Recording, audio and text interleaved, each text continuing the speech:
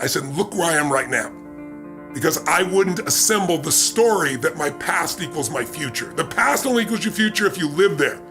If you're using a rear view mirror to guide yourself, you're gonna crash. So what you've been through is horrific. What you've been through is unjust. I'm on your side.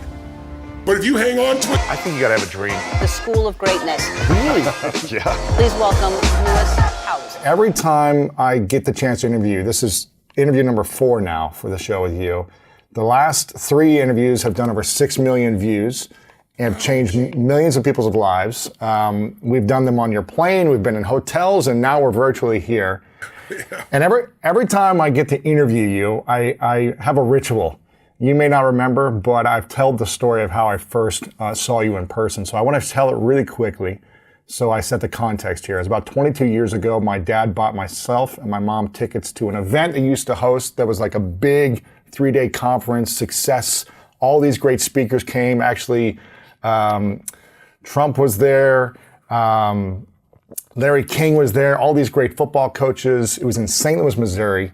And you came down on stage at one point. I'm sitting about halfway back in the arena on the floor level. And you came off stage and walked down. I remember vividly, there was a song, Don't Worry, Be Happy, that was playing. I don't even know if you remember this part of your speech. I do remember that, yes. You came down, I mean, I'm sure you had this story at all your events, but you came down off this song and came down and you stopped right next to me. I'm probably 50-yard line back in the arena, so halfway back. You stop right over me. You don't look at me. You look out, you say something to the crowd. I have no clue what you said, but I remember the energy you possessed in that moment, and I was like, I want to have that confidence one day and that energy. And that moment has stuck with me for the last 22 years. So I want to acknowledge you for constantly being an inspiration to not only myself, but millions of people around the world from your way of being, the way you open your heart, and the way you see other people. So I really, really appreciate your consistency over the 4+ decades of work. And my first question is, what is it like being a father of a daughter? Yes, I'm 61, which I can't even believe I'm 61, but thank God I feel better than I did when I was 30 physically, and I've trained harder, I'm stronger, and psychologically better. So yes, I just have a brand new daughter. I have 5 grandkids that are older than my daughter, and I've got 5 kids in total. My oldest is 54, and my youngest now is 4 weeks tomorrow. So it's beautiful. She's the greatest gift, and she's a rainbow baby. We tried so many different ways. So we're just so grateful to have her. And we're keeping her life out of social media. I'm certainly mention her, but we don't show her pictures and don't talk about her name, just to give her a little bit of space from what the world is like, where everybody's trying to get likes for something. I don't want my daughter to have that habit. So we're going to give her a little space there, but it's very kind of you to ask, and there's no greater gift. Anybody who's a father or a mother out there knows there's nothing, anything else you experience in life, nothing comes close. What's the biggest lesson she's taught you in these first few weeks? Well, she's already restructured my life like no one else has. I mean, I can sit there and hold her and obsess about her, and like 40 minutes have gone by and I'm just staring into her eyes. It's that kind of thing. So she's put a little balance in me, that's for sure. And also, I've like you, I'm obsessed with being fit and strong and alive as required for what I do, and to do it at the quality I want to do for 44 years plus, and I'm planning to do it for a lot longer. So, but when I start thinking about her life, I'm 61. I remember telling my wife, I said, I'm not having a kid after 50. I said, I'm not going to be, 80 years old at the kid's high school graduation and so forth. But now it's like, for me to see her at 30 plus, I got to be 90 plus. So I'm well on my way to making sure that happened, but it's given me even greater incentives. I love that. For all the young people here who are, maybe they're just having their first kid and they're in their late 20s, early 30s, around that range, what are the 3 habits or skills you wish you would have known then that you wish all of them start to learn at this age in their life? It's a tough one, because I think at every stage of your life, you look at life differently. So it's hard to tell someone in their 20s how they should be till they've experienced certain things. There are certain things that just be words. But if I was going to give a couple habits, I'd say the first habit is to not judge yourself too hard, because I think that's what young people do a lot, and I think people do of all ages. When you're 61 years old and you've lived as much life as I have, a little less judgment of myself in this area. It's not make everything life and death, because then the kid feels that. And it isn't all life and death. I got to be honest, I thought when my daughter's crying is like, I hate anybody in pain. I thought it was going to just pierce me and make life so difficult. But fortunately, number one, she doesn't cry. She's like, I told my wife, I don't know how this kid came from us because this kid is so zen. She cries when she's got to go to the bathroom, when she's got a diaper, she cries when she's hungry, but otherwise she's pretty zen. But the cry even then is different for me now. So it's not life and death. I'm not hyper judgmental of it. And then the third thing is decide what's most important that you want for your child, the 2 or 3 most important things. For me, is that child feels so incredibly loved. And for me, not yet, but as the child develops, it's developing a sense that life is something that's calling to you to give something, not to get something. I think if I could give any lesson to my child, it's the lesson of contribution, which makes life so meaningful, the depth of relationship that comes from having such a deep love. I think those 2 things are the minimum, but you got to decide, what do you want for your child? Because, they're their own being. You're going to have your plans, how you think they should be, and then they're going to be how they are, right? But what you can shape is their value system, and not every individual value, but the global values. That life is a balance, that of course you're going to go to extremes, but balance is how the body maintains. It's how life gets in balance. It's like, look for that. It's like life is not about me, it's about we. That life is calling to you to give something. Don't ask what your country's asking for you, as a Democratic president once said. What are you going to do for your country? We kind of lost that theme, not only in our country, but in our parenting. And so I see a lot of kids today that are like, what is my parent doing for me? I could never imagine that thought in my life. My whole thing was like, what can I do for my parents was my focus. What can I do? And all those little patterns lead to a life that is more meaningful and fulfilling. But I don't think over-controlling is not going to get you where you want to go based on my history, because this isn't my first rodeo. I got 4 children before that, 3 of which I adopted. So I was 24 and had a 17-year-old son instantly, an 11-year-old, a 5-year-old, and one on the way. So you learn to grow differently. And, my former spouse who had those kids, she'd been married twice before me, so they were from different parents. And so I adopted them all and brought them in my life. Probably got the greatest growth in my life from that experience of parenting. And for those that grew up and don't feel like they got the love they wanted, or the love they deserved, or the love they were supposed to have, or whatever, and people haven't learned how to love themselves, whether it be because they didn't get it from their parents or they didn't learn it, how can they learn to love themselves later in their life when they never really felt it? I think this idea of loving yourself as a cultural obsession has no basis in reality. Here's the challenge. When you're born, what do you got to do to be loved? Nothing. Because your mother's on drugs, natural drugs, oxytocin. So you look like a lizard and she thinks you're beautiful. Right? You're fat, you shit all over, you throw up, and you're still beautiful, right? For a while, you're unconditionally loved. And thank God we wouldn't have survived otherwise. I love women so much. I have so much respect for women, even more so going through birth again. No man will ever fully appreciate what a woman does or what a baby demands of a mother if you're breastfeeding, and the energy and the no sleep. It's amazing what women do in our lives. But the point is, in the beginning, you gotta do nothing. And then the oxytocin wears off, and suddenly you do the same scream or yell, throw your food, and now you get yelled at or hit, or the worst one of all, you get ignored. And then fear enters your body. And then the rest of your life, you're looking for, how can I get this unconditional love? And I remember in the beginning asking myself, because I studied all animals and with the level of dependency they have. And human beings have the longest period of dependency for survival of any creature other than other primates. Whales will be dependent for a year, birds for a few weeks, then boom, get your ass out there and fly. It's a different world. We have this long dependency. It's just the nature of how we are. And then I thought to myself, so why don't we just have unconditional love all the time? And I think my answer is because then you never grow or give anything to life. You think everything is about you. And unfortunately, there are a large population of kids that were raised in a generation of parents that were helicopter parents that thought everything should be about the child, and they wonder why they're selfish today. Or why they, don't seem to have great relationships where you got to be with somebody else, you got to put somebody else ahead of you. That's what love is. Love is putting somebody else ahead of yourself. Loving yourself usually comes for most human beings by starting to have a value and just appreciating people, not because of what they do, not because of what they have, just because you feel their essence. And it's easier to do that with somebody you love than it's with yourself. But when you start to with somebody else and you're not judging, you're truly loving them, then it's much more natural because you're already doing the loving. You're not getting it from somewhere else. Someone may say something, look at you a certain way as a trigger, but all love is self-love. This bullshit, I don't love myself. If you've ever been someone and felt loved, You loved yourself. They didn't love you. They said something, they did something with their eyes, and you used that as a trigger to release love inside of you.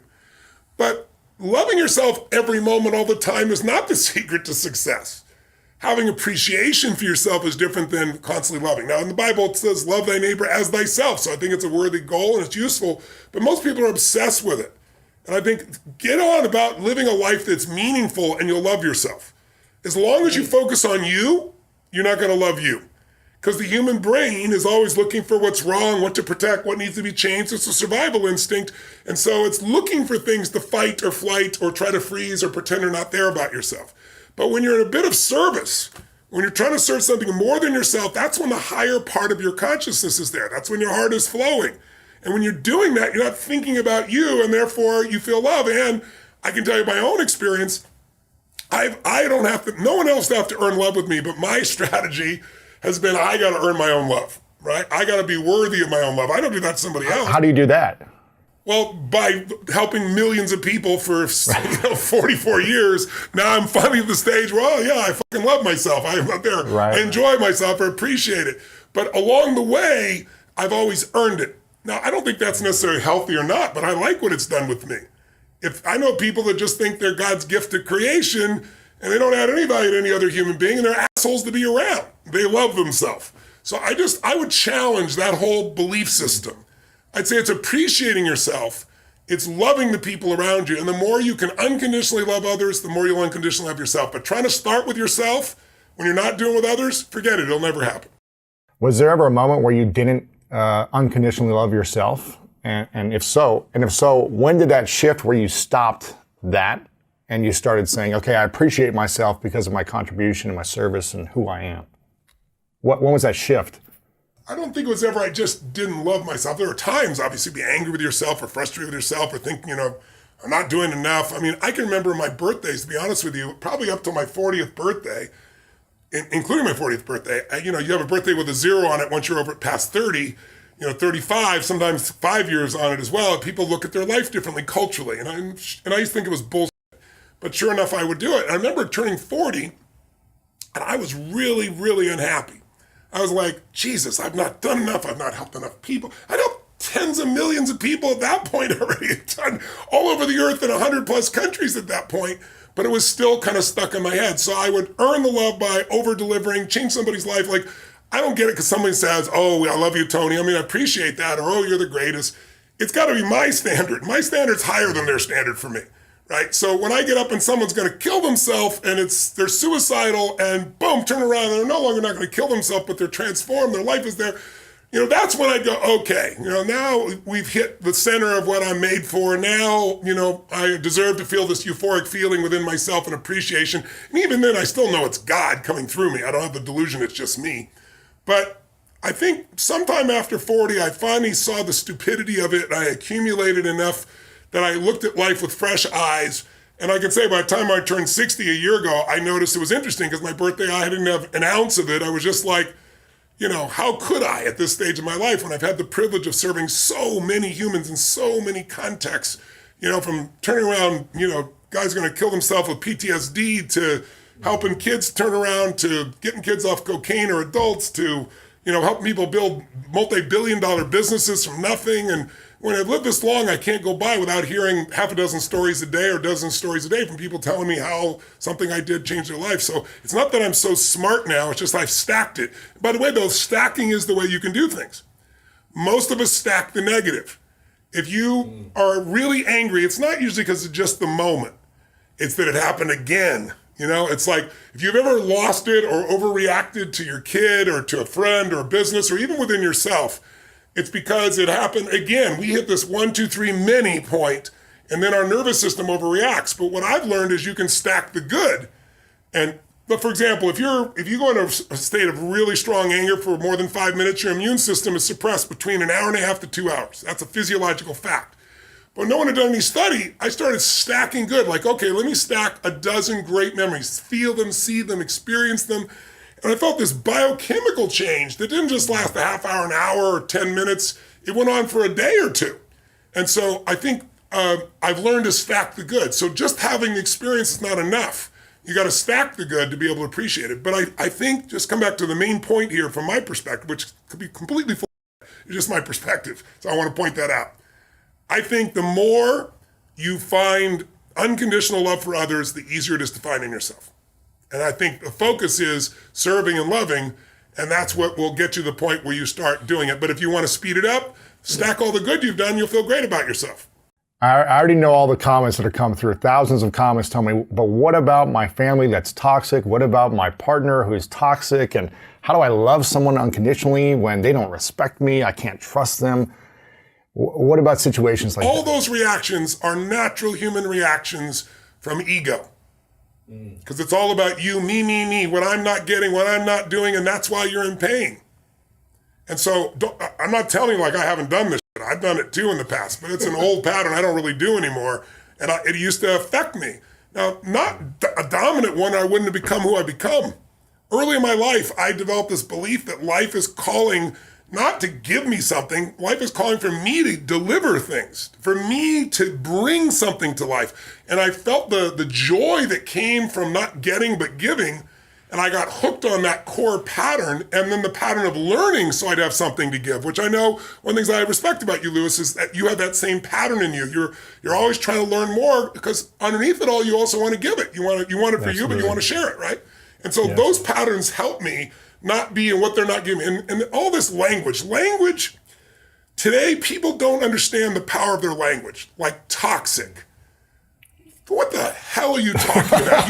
You've been reading too much social media and thinking about yourself, or somebody raised you to constantly judge everybody else. We live in a culture now where people, you're evil or you're like me. That's basically how it is, right? The whole world, everybody else is immoral unless they do what you do, think what you think, experience what you think. I mean, being a liberal, I was a liberal, right? Being a liberal growing up meant I would fight for your ability to say and believe whatever you want different than me. Today now, everybody wants everybody to think the same thing, otherwise they're evil, or otherwise they could hurt me. Whatever happened to sticks and stones will break your bones and words will never hurt me? We have this whole thing that words are evil, words are action, it's bullshit. And all it does is make you incredibly weak as a human being, and you're more than that. We all are more than that. But you know what? Like a kid that's never broken their bones, deathly afraid of breaking the bone. But if you're a kid and you're rough and tumble, you broke multiple bones and they healed, you don't have any fear of it. There's so many kids that have been raised to be safe and secure every moment. Anything that's insecure or unsafe, they don't want to be a part of, including language. And what it does is make you incredibly weak and fearful. And that's why there's so many people that are abundant that are angry all the time. Because they're angry because they're not growing. So don't get me wrong. I know some people are not a good influence. I'm not denying that. I'm just saying you're more than somebody's influence unless you obsess about it every moment and make them wrong so you can make yourself feel superior morally, psychologically, or spiritually. That's bullshit. Stop the pattern. We've all done it. Catch yourself. Because if you want joy, happiness, and freedom and an extraordinary life, it will not come from blame. Never. There's no pride that comes from blame. I don't mean fake pride where you make shit up to feel good. I'm talking about real pride. Pride is something you earn. Like people tell me, oh, I have no self-esteem because my parents used to say this or they'd say that. I'd say that's such bullshit. I'm not saying it's bullshit they didn't say that. I said it's bullshit, that's why you don't have self-esteem. Self-esteem does not come from what people say about you. Self-esteem comes from what you experience about yourself. See, someone can tell you your whole life you're a piece of crap, and part of you can go, you're full of it, I'm going to show you. Lots of people have done that. They never bought it. Or someone can tell you you're beautiful your whole life. You go, I'm not really beautiful. So what people tell you doesn't matter at all. It's what you stack. It's what you assemble. It's what you create. It's the habit of what you put in your head. And today I don't blame you because we got a whole culture that's always blaming somebody else for something in their life. But blame is not a strategy for pride. That's why you listen to these blaming people. They're all angry all the time. Listen, if I wanted to blame, I grew up in an environment, I didn't even share it till my mom passed, and even then I didn't share. I grew up in a pretty rough environment.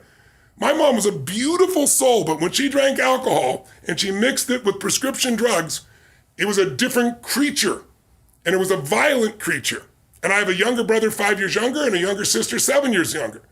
And my mom would get nuts, and I didn't want them to get hurt. So I was 5'1" in high school. She'd grab me by the hair and smash me against the wall till I bled. Now, I never shared this, and I'm not denigrating her in any way. I only shared it like 4 or 5 years after she died. because I was talking to a group of kids in New York City, all without fathers, 80% African American, about 20% Hispanic out of their group roughly, no white kids, and I'm talking about your biography is not your destiny. And it doesn't matter what you've been through, what you decide now is what's going to control your life. What you decide each day going forward is going to decide your life. And I can look at them seeing me, and I can read their minds. This big, tall, white, rich guy is going to tell me biography doesn't matter. So I said, let me tell you my story. And I told them the whole story, way more than I'm telling you. And every one of them was crying their eyes up when they're done. I said, look where I am right now. Because I wouldn't assemble the story that my past equals my future. The past only equals your future if you live there. If you're using a rear view mirror to guide yourself, you're gonna crash. So what you've been through is horrific. What you've been through is unjust. I'm on your side.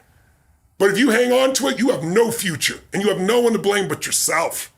And these kids, to their credit, man, they just responded to the challenge because they first cried their eyes out hearing all the stories. My mom would think I was lying, and I wasn't lying. She poured liquid soap down my throat till I threw up. And I wasn't lying. So it's not the physical abuse, it's the fact that this is the person you love most that's trying to hurt you that messes with your head. So I could have been messed up for life, but I didn't. Because something inside me says, I'm responsible for this life. And part of that is because I started reading when I was 13, 14 biographies of people, the greatest people in history, and reading their lives and finding out, guess what? Their lives were far from perfect. Some of them had worse lives than I had.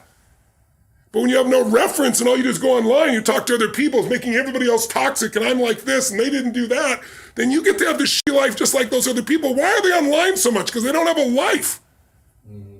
Right? Don't be one of those. Free yourself from the chains of your past. I'm not saying your past doesn't matter, but listen, my mother, I tell people this all the time, and it's the truth. If my mother had been the mother I wanted her to be, the mother she should have been, I would not be the man I'm proud to be today. Because I had to become a practical psychologist way before any schooling, figure out when's she gonna go in the mood, how do I change her state, how do I protect her from the kids, it felt life and death, and it was to some extent. So I developed skills at such a young age. Then when I learned things, I just added to my skills, but I had a core sense of certainty that I could turn anybody around because it started with my mother. And thank God for her. And she encouraged me in so many ways. She did so many great things.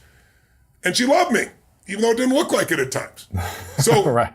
But if your parents, if the people around you said all the things you thought they should have, if they had just not been toxic, if they'd encouraged you, you wouldn't have any muscle.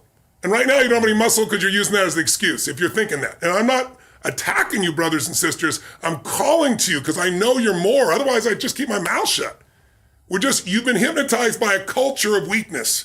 Now, having said that, I'll say one last thing. I know you haven't got other questions, but it's so important what you asked.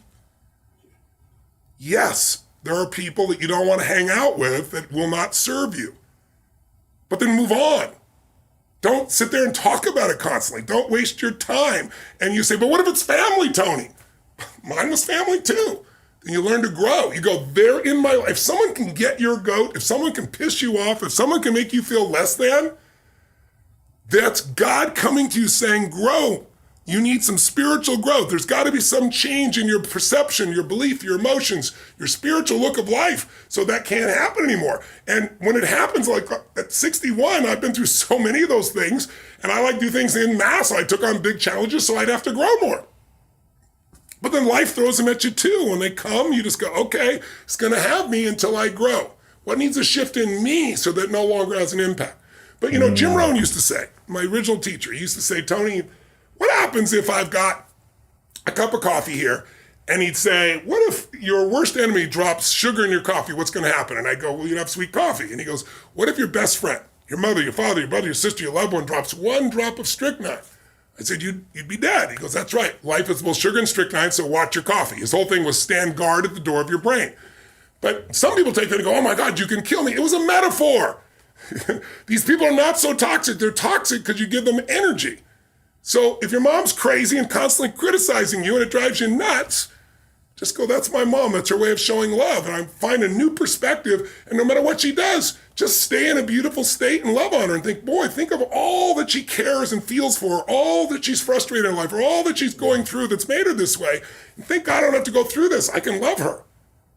It's like Your growth is the only limit to your happiness. If you're not happy, you're not growing in some area. And usually it's a place where you're blaming, you're pointing the finger. I don't care if it's government, don't get me wrong. People can be unfair, unjust, that's for sure happens. But you can't control that. You can't make it not happen. What you have to do is become stronger than any of it so you're free. Freedom comes from growth. Freedom does not come from control.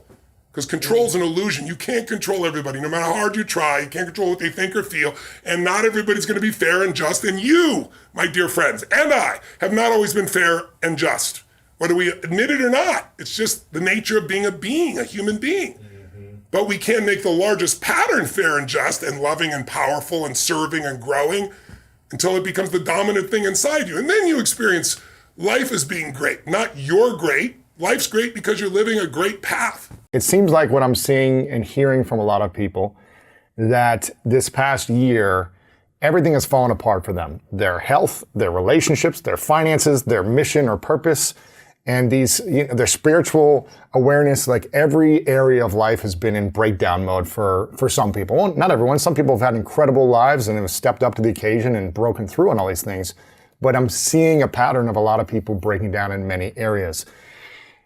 Hypothetical scenario, let's say you could only focus on one thing to get you started. You only had the time and energy to focus on one of these areas. Your health, your relationships are all breaking down. Your finances, you're in failing everywhere. Where should people lean into first to kind of create that foundation so that everything else can start to rise as well? I think before you answer what to do, you got to answer why you're there. It is not because of the pandemic. I remember when 9/11 happened and people tell, oh my God, my life was destroyed because of 9/11. And there were people in the same building who turned their life around, grew spiritually, grew closer to their family, made their businesses larger, and the same building burned down, right? I know in my case, 9/11 comes, if you can imagine, I'm fortunate enough to have now more than 80 companies in all these different industries. And obviously, I've done pretty darn well by most people's standards of business and life. But my core mission is what I do for a living. It's why I'm here talking to you right now. It's getting people to be free and alive and have the level of fulfillment that they deserve to have. I know they desire, but I also believe they deserve to have. But to deserve to have it, you got to do certain things, right? And so you're not in the place of being overweight because you lost your job. So stop the bullshit. Blame. Blame is not a strategy for a meaningful life. Blame is not a strategy for greatness. So you got to resolve that, number one. And then your question was, what's the one thing to focus on if you can only focus on one? I think it's smart to focus on one thing primarily. Focus on too many can be overwhelming. Other people, it's good to focus on multiple things. It depends on your personality. So I wouldn't presuppose. But then the answer would be whichever thing you're most desirous of changing, whatever thing is giving you the most pain. So if it's your relationship, I'd go full force on that. Now, in the world we're in today, you don't usually have the privilege of going, okay, I want to work on just being happy. Well, I can train you to be happy while hell's breaking loose. You can sit in this chair and be totally euphoric. But if you do that in a Western culture, people come and take your furniture, right? So you probably have to work on both your business or financial side and some personal side. I would be working on both.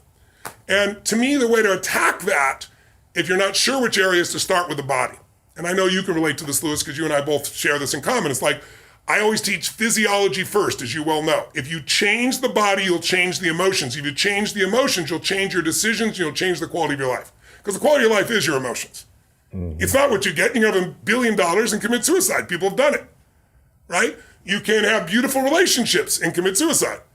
You can have people loving you and be sad all the time. Our pattern of emotion is our home. And you have to upgrade your home.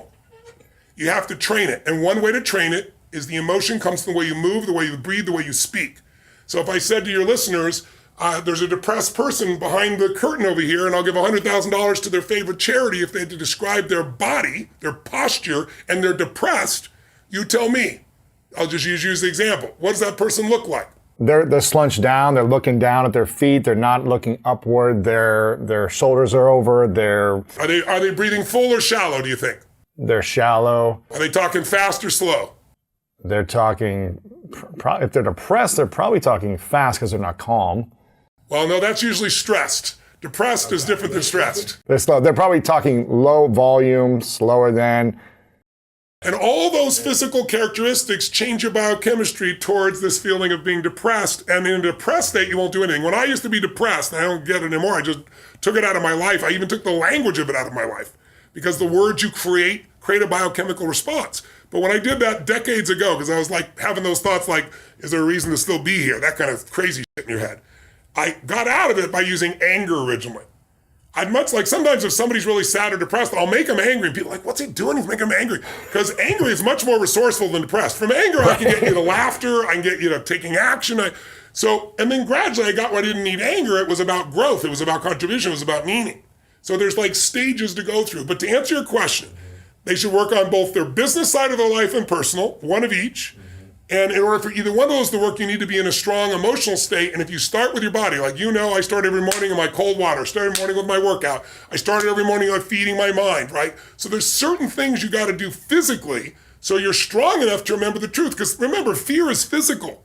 You feel it in your throat or your gut. So is courage. Courage doesn't mean you're not afraid. It just means you're strong enough, you push through in spite of the fear, right? And courage feels different in the body. So when you go lift or you go for a sprint or a strong run or you jump in that freezing water, when you push your mind to go beyond what's comfortable, you feel a strength inside you, and that strength will help you to change your body, your emotions, your relationships, whatever. But then the other thing I gotta say is model someone who's successful. Don't just do this shit by trial and error. Like, find somebody who has what you want, ideally maybe more than one person, 2 or 3, and figure out what are they doing different than you in their relationship? What do they believe different than you about relationship? If it's their body, what are they doing different? They're not lucky. They're doing things differently. You might be slightly biochemically different, but there's patterns there that you can see. And so instead of learning by trial and error, which can take decades you may never learn, Jim Rohn taught me success leaves clues, man. Find someone's got what you want, study what they do, every aspect of it, and then add yourself to it. And that's the pathway to speed of transformation. So now, I've done it. I'm not the only person. There's so many companies that went from worse off than they'd ever been in their history to the best off because they found a way to pivot. But that required a psychological piece of not blame. So maybe it's time for you to think for yourself and model what works instead of just what you're told. That's something to consider for yourself. It's one of the reasons you've got millions of people that model after you, just like myself in many areas of my life. I've got 3 final questions. Is that okay to ask 3 final questions? Okay. Yeah, I went long on this. Want to be respectful of your time since we're at the top of the hour. I just want to make sure I'm good. You mentioned I had the opportunity to go to Fiji with you and Dean Graziosi and a group of people about 1.5 years ago. And you mentioned that winter was coming. This was in 2019, I guess, right before 2020. And you mentioned winter is coming. I don't know how, where, what type of crisis is happening, but something's going to happen. It may be in 6 months, it may be in the next few years, but something is happening. And from people that went through 9/11 to the housing crisis of 2008, 2009, to then 2020, what would you say if people want to prepare themselves to create more financial abundance over the next 10 years? With winter coming maybe again sooner than later, what should people be focusing on in order to earn more and invest more so that they're not overwhelmed financially with the next winter? Well, first of all, I want to acknowledge that every generation, there's a book everyone should read. It's called The Fourth Turning. It's not a great read, I'll be honest with you in advance. I read it 25 years ago. One of the most seminal books I've ever read, because what it will show you is that every generation goes through different stages. A winter time, a really, really rough time. A springtime, like after the rough times, we usually see this easy growth. A summer where, God, I'm working hard, doesn't seem the reward. And then a fall where all the rewards show up in a major level. But those seasons, which may be 10, 20 years, are a way of thinking. For some people, those seasons happen in their youth, some midlife, some later, because there's a cycle of history. It's 1,000 years of history you can study. It's fascinating. I'm not going to try and explain it to you right now, but if you want perspective, it's there.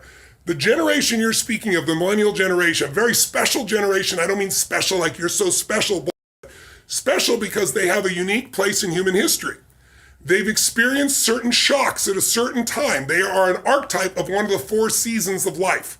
The last one is called the Great Generation. Think about this. If you were born in the year, say, 1900, 1901, 1902, something like that, when you're coming of age, 20 years old, when you're wanting to think about your life and where it's going and all that stuff, right? Let's say 1910, excuse me.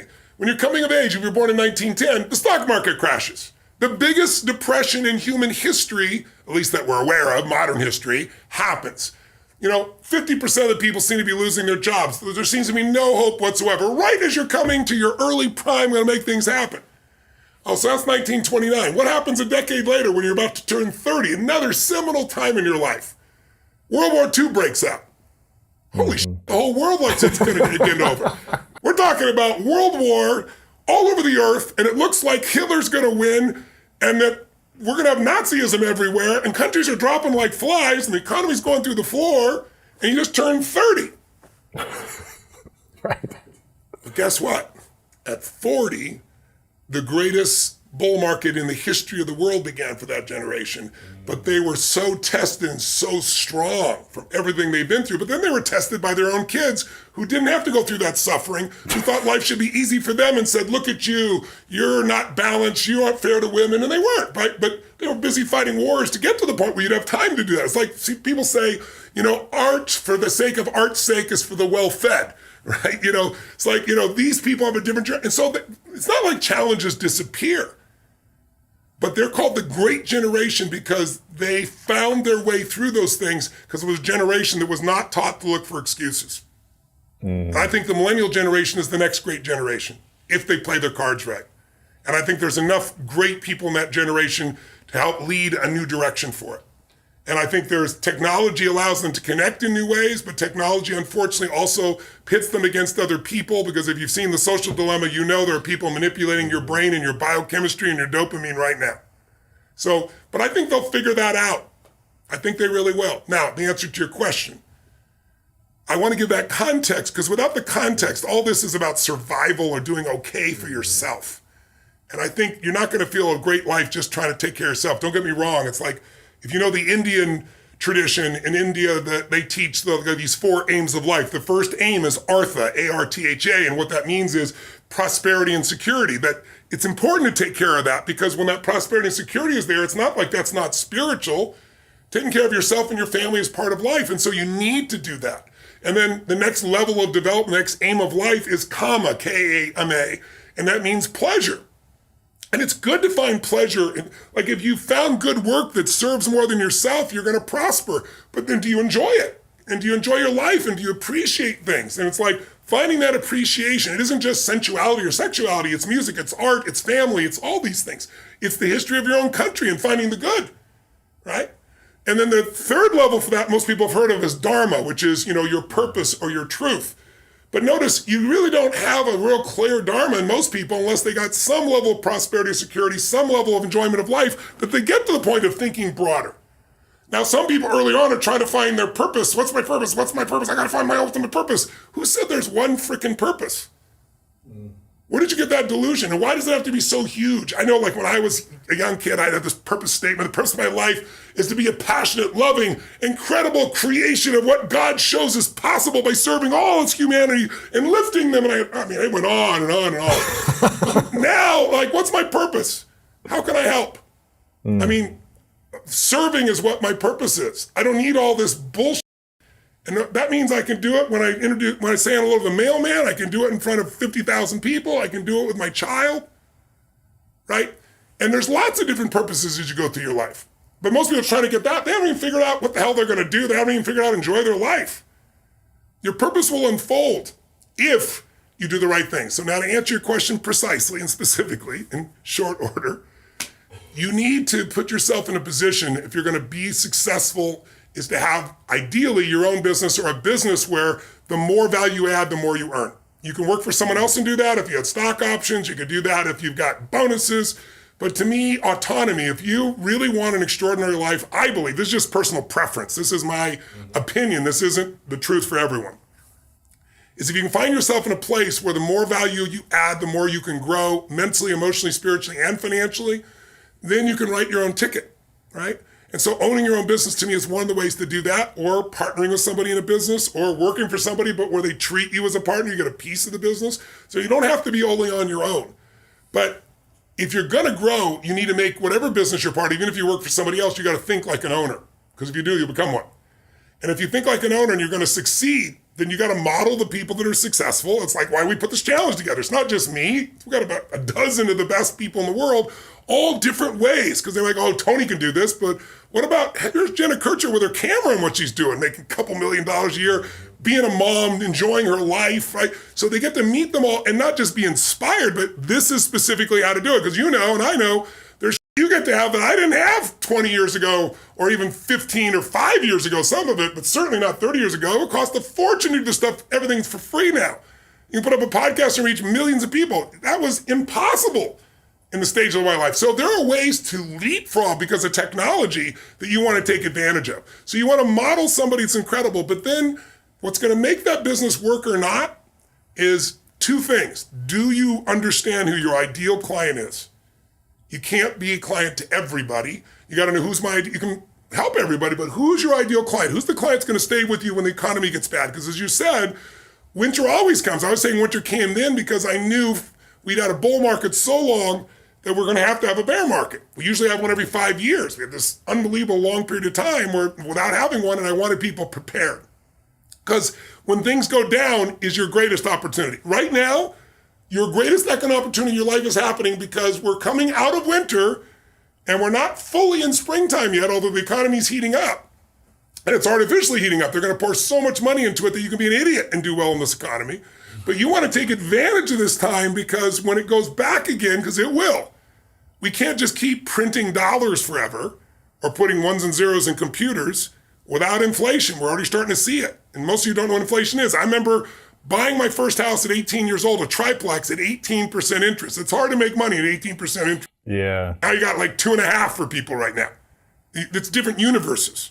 So you got to be prepared for whatever is coming. And the way you do that is know who your ideal customer is, who you can add value to, fall in love with them. What do they need? What do they want? What do they hate?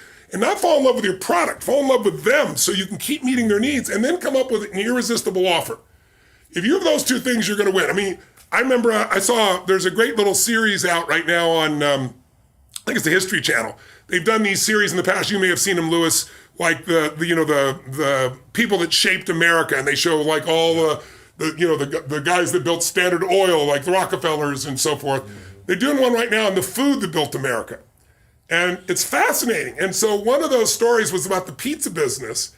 And I won't run it for you, but one of those was such a perfect example was Domino's Pizza. He was going bankrupt. He couldn't figure out what the hell to do. He couldn't make any money no matter what. And then one day he had a problem delivering something and somebody was pissed off and they go, I will not accept this pizza if it takes more than 30 minutes. And he heard it. And then he tried on every call. Domino's Pizza, we deliver within 30 minutes or your pizza is free. He made an irresistible offer. Not just that we'll deliver by 30 minutes, but I will be penalized. You will get it for free if you don't. That offer turned Domino's from a losing company to one of the most dominant pizza companies in the history of the world. Wow. Having an irresistible offer and knowing who his client was. He went for kids in college. He targeted them because they ate more pizza and you could deliver more to the same dorm with more people. So he knew his ideal clients. He knew who else he wanted to serve. He came up with the irresistible offer. Done deal. Unbelievable business. And this is one of the things you guys are teaching in the Own Your Future Challenge, which if I want everyone listening or watching to sign up for this, it's completely free. You can go to lewishowes.com/future. It'll take you right there.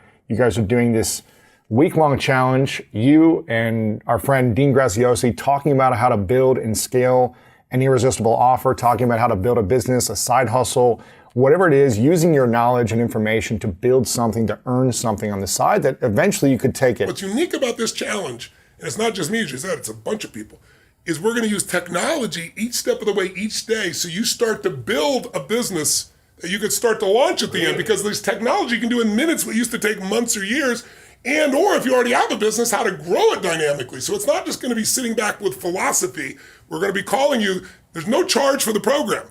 The charge is you got to take uncomfortable action each day, using a little bit of technology will show you how to do, and then you're going to have something really at the end, not just inspiration. I love it. Yeah, I want everyone to sign up for this. It's completely free. lewishowes.com/future. There's going to be a lot of great content. A lot of my mutual friends are going to be on there teaching, sharing some of their greatest strategies about how they've built and scaled their businesses and brands. So make sure you sign up for that. Final two questions. This is a question I've asked you before. You probably don't remember. I think the last time I interviewed you was 4 or 5 years ago. But It's called the three truths. And I like to make it spin this question. It's a hypothetical scenario. Imagine it's your last day on earth many years away. You get to accomplish and live as long as you want to live, but eventually you got to turn the lights off. And for whatever reason, Tony, you've got to take all of your work with you. Your written words, your audio, the video. No one has access to your content anymore. They steal the books out of people's homes and it goes with you to the next place, hypothetically. But you get to leave behind three things you know to be true. The three lessons you would share with the world, and this is all we would have from your information. What would you say are those three lessons that you would share with your daughter or to the world if this is all we would have to remember you by? Life is not about me. Life is about we. The quality of life is the quality of relationships, and relationships are grown by giving, not by demanding, not by judging. I'd say secondly, love is the answer with strength. You have to have love and strength together. If those two resources, anything can be transformed, anything can be accomplished, because with love and strength, you'll have a larger vision. If it's true love, I don't want to talk about love in a sense of just trying to get something. I mean true love, which is about how can I give something, but still having strength also, so you're not run over. And I'd say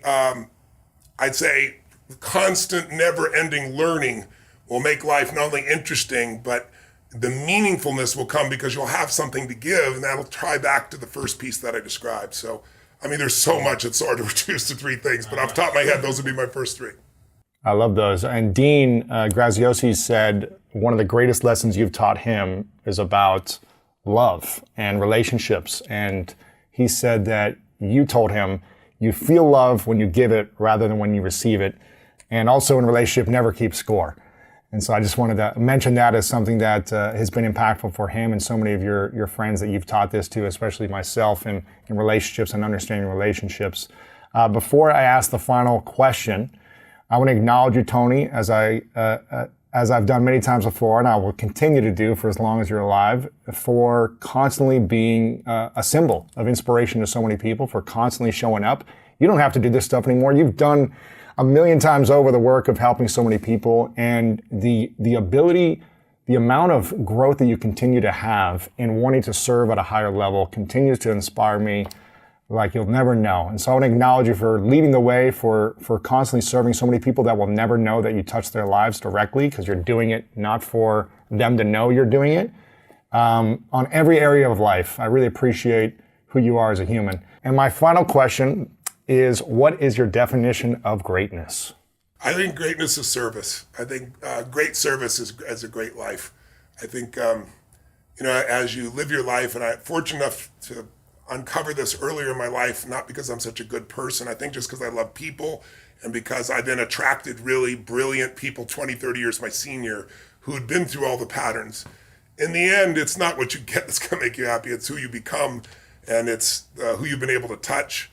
And, so I think greatness is service. I think greatness is finding the way to do more for others than anybody else, because that'll also come back to you in spades from the standpoint of your own sense of internal pride, not external, but your own sense. Like, people could take away everything I have. They can't take away who I've become as a man by my service and by my growth. So I think purpose and having a sense of progress are the two things that create a great life. If you got a higher purpose than yourself, that's going to give you the motivation and the energy to drive when everybody else is exhausted and you're exhausted. And if you're making progress, you'll feel the rewards that come from that. I think those two are twin powers in a great life. Tony Robbins, thanks for all your service and generosity, my friend. I'm so grateful, and thanks for being here. Thank you. It's great to see you again. So just finished up this amazing interview with Tony Robbins, and I was reflecting on some of the things he talked about. I've had the chance to be around him a few different times. We've had 3 previous interviews that were all incredible. I think got over 6 million views on those. I've spent some intimate time in some mastermind meetings with him. I've been to his live events. I've had the opportunity to be around him a few times. I have a lot of mutual friends who are very close to Tony. And I just wanted to share some of my big takeaways from this interview and also what I've learned from him since I've really been aware of him as a kid growing up. And one of the things that he mentioned here was a lot of people struggle, especially after a breakdown in life, whether it be this pandemic or some type of breakdown. And lots of things have broken down. Your finances, your relationships, your health, your purpose, your mission, and you're not clear on what you want to do next. He really said, focus on these different areas, but make sure your body is strong. When your body's strong, then you have the energy, the presence, the power to make better decisions, to have the focus to work on those relationships, to give the attention and the creativity to launch your business. All these things stem from the foundation of your body. And I can speak from personal experience that when my body is really out of shape and I'm not moving and I'm not working out and I'm eating horrible for weeks or months on end, and it's really, I've just kind of lost my physical body in that sense. I feel less. I feel like I don't believe in myself as much. I feel less confident. I don't feel as good in my relationships. I don't feel as confident in business. And it really stems from having the energy, the clarity, the focus, and make sure you put the attention on taking care of your body. Make sure the nutrition, the sleep, the physical activity, you are making this a priority. You're putting this in your calendar, scheduling it first on a daily basis. What are you going to do to set yourself up to win? He talked about making sure you set yourself up to win by finding the right model of people on how they do it. There are a lot of busy people out there who've got kids and families and businesses and responsibilities who are also able to take care of their physical body and their health. So modeling those individuals. I think it's really important to find a personal advisory board. Tony talked about this towards the end, where he's always finding his mentors who are 20 years senior, right? He's finding people who've been there, done that, so he can accelerate that time and that learning curve. Something I've learned from him that I think is extremely important is to find the model of success. He mentioned finding 3 people. So why not find your own personal advisory board of individuals who have the health or the physical body and the physical activity and the nutritional side of their life figured out. Find people who have the financial side figured out. I'm doing this on a consistent basis. I've got more than 3 people in every area. I've got coaches and therapists and billionaire friends and physical specimens that I'm always trying to learn from. And then he said focusing on one thing at first, like focus on this, get it under control so you have the energy to do more things. I think when you schedule that priority, the thing that's the biggest pain right now, and scheduling it on a daily basis, this becomes a non-negotiable for you. That's when you can really start to see results and changes when you're taking that consistent action. So that was one thing I took away. Number 2 is stacking positives. Think about it. We've got, neuroscientists and psychologists who've come on the School of Greatness say that there's 50,000 or 80,000 thoughts a day that a human being has on average. And who knows what the actual statistic is. But most people will agree in the science world that our thoughts are on repeat. So if we're having negative thoughts consistently and we're having them on repeat consistently, then we're stacking negative thoughts. And this has been used to protect us and to make sure we're looking out for what's harmful and things that are bad and all the things we can fix. But he said stacking the positives. And he said he removes the language of depression from him. He's like, I'm not going to get depressed. First it was depression. Then I said, no, I'm just going to get angry because anger will give me energy. It'll give me something to at least work towards and take action on. Maybe it's not the best action, but it's better than the depressed action, which is nothing.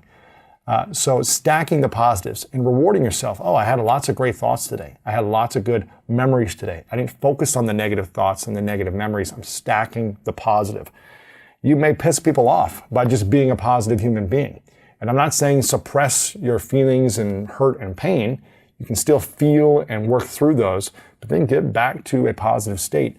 The world makes room for passionate, positive people. You don't want to be around negative people with a bad attitude that don't take action. That doesn't inspire you in an intimate relationship, a partnership in your business, hiring someone for your team. That doesn't inspire you. The world makes room for positive, passionate people. And so figuring out how can I make it a game in my mind where I'm training myself to stack positivity, stack positive good thoughts, quality thoughts, not negative suffering thoughts. That was another thing that I really loved, stacking positivities. And again, you may piss people off because they're not in the mood and they're negative and you're positive, but I'd rather you piss people off for being positive than piss people off for being negative. The next thing that I said that he's talked about, which I thought was really fascinating, is loving others is when you'll truly love yourself. And really the key to success is to be in service and to learn how to love and contribute to other people.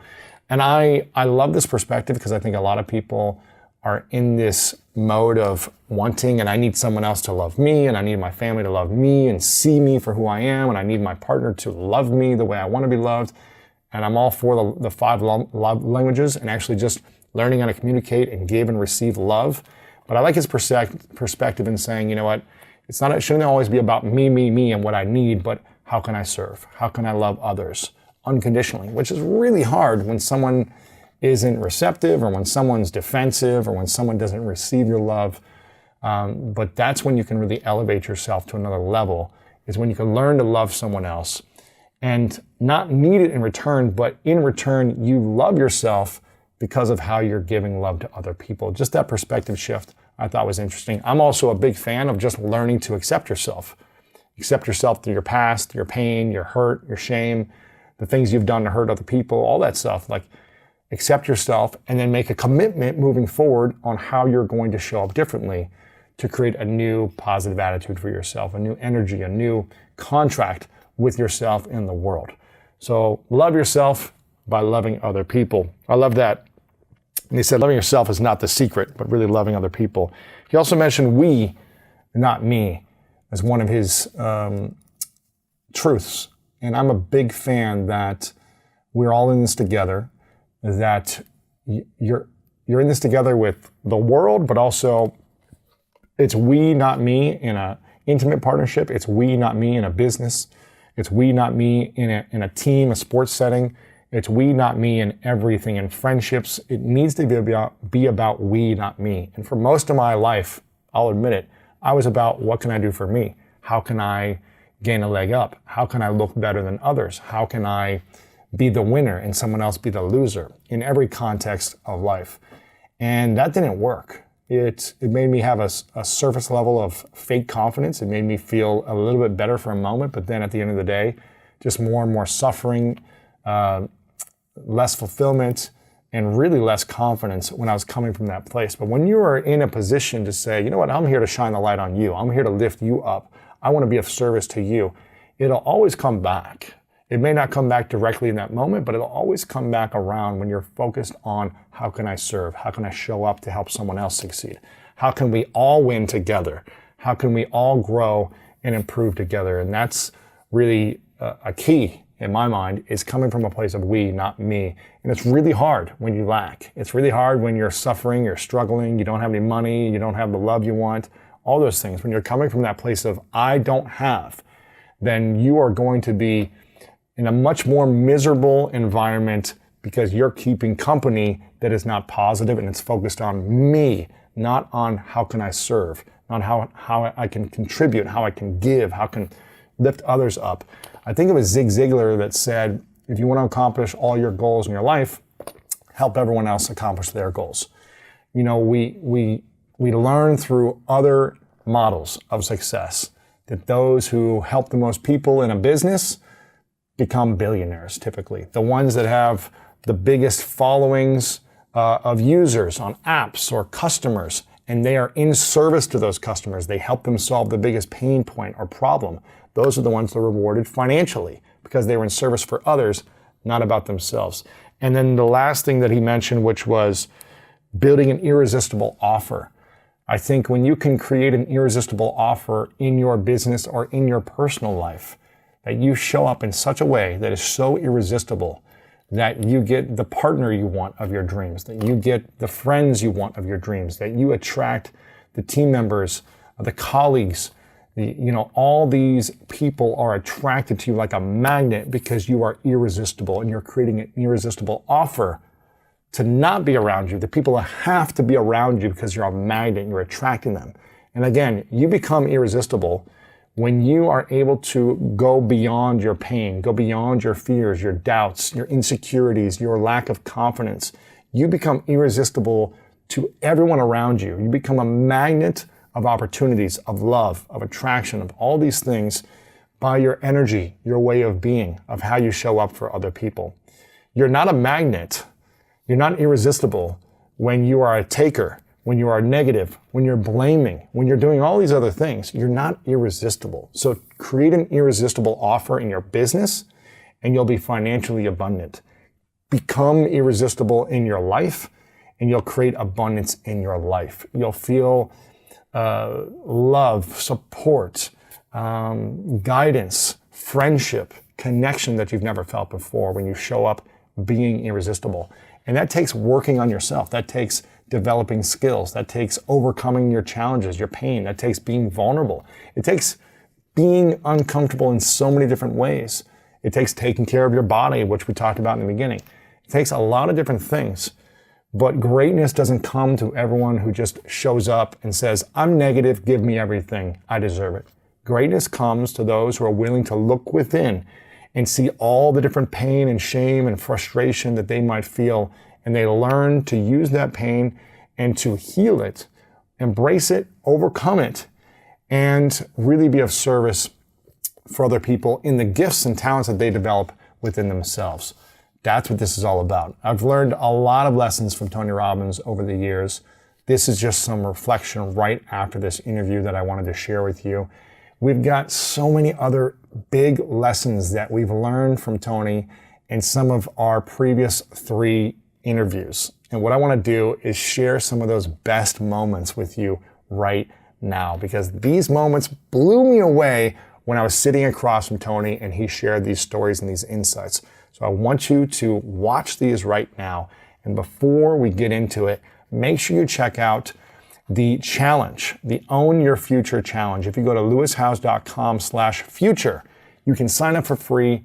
You can get opted in to go through this experience and learn about how to create an irresistible offer, how to build and scale your own business by Tony Robbins, Dean Graziosi, and many other of my friends who are top business leaders and digital marketers in the world. So make sure you go to lewishowes.com/future right now. Sign up. It's absolutely free. I want you to get this information. And now let's dive into some of the most mind-blowing moments with Tony Robbins. I feel like I've done a pretty good job of earning a lot of money over the last few years. Yes. When before, I never knew how to make money. Yeah. I was an athlete. Yeah. I was trying to make it to the NFL. That was my only focus, was playing sports. I never learned about how to make money. Yeah. So when I was able to dive into this and really learn the ins and outs of making money, but actually allowing money to make money for you. Yeah, exactly.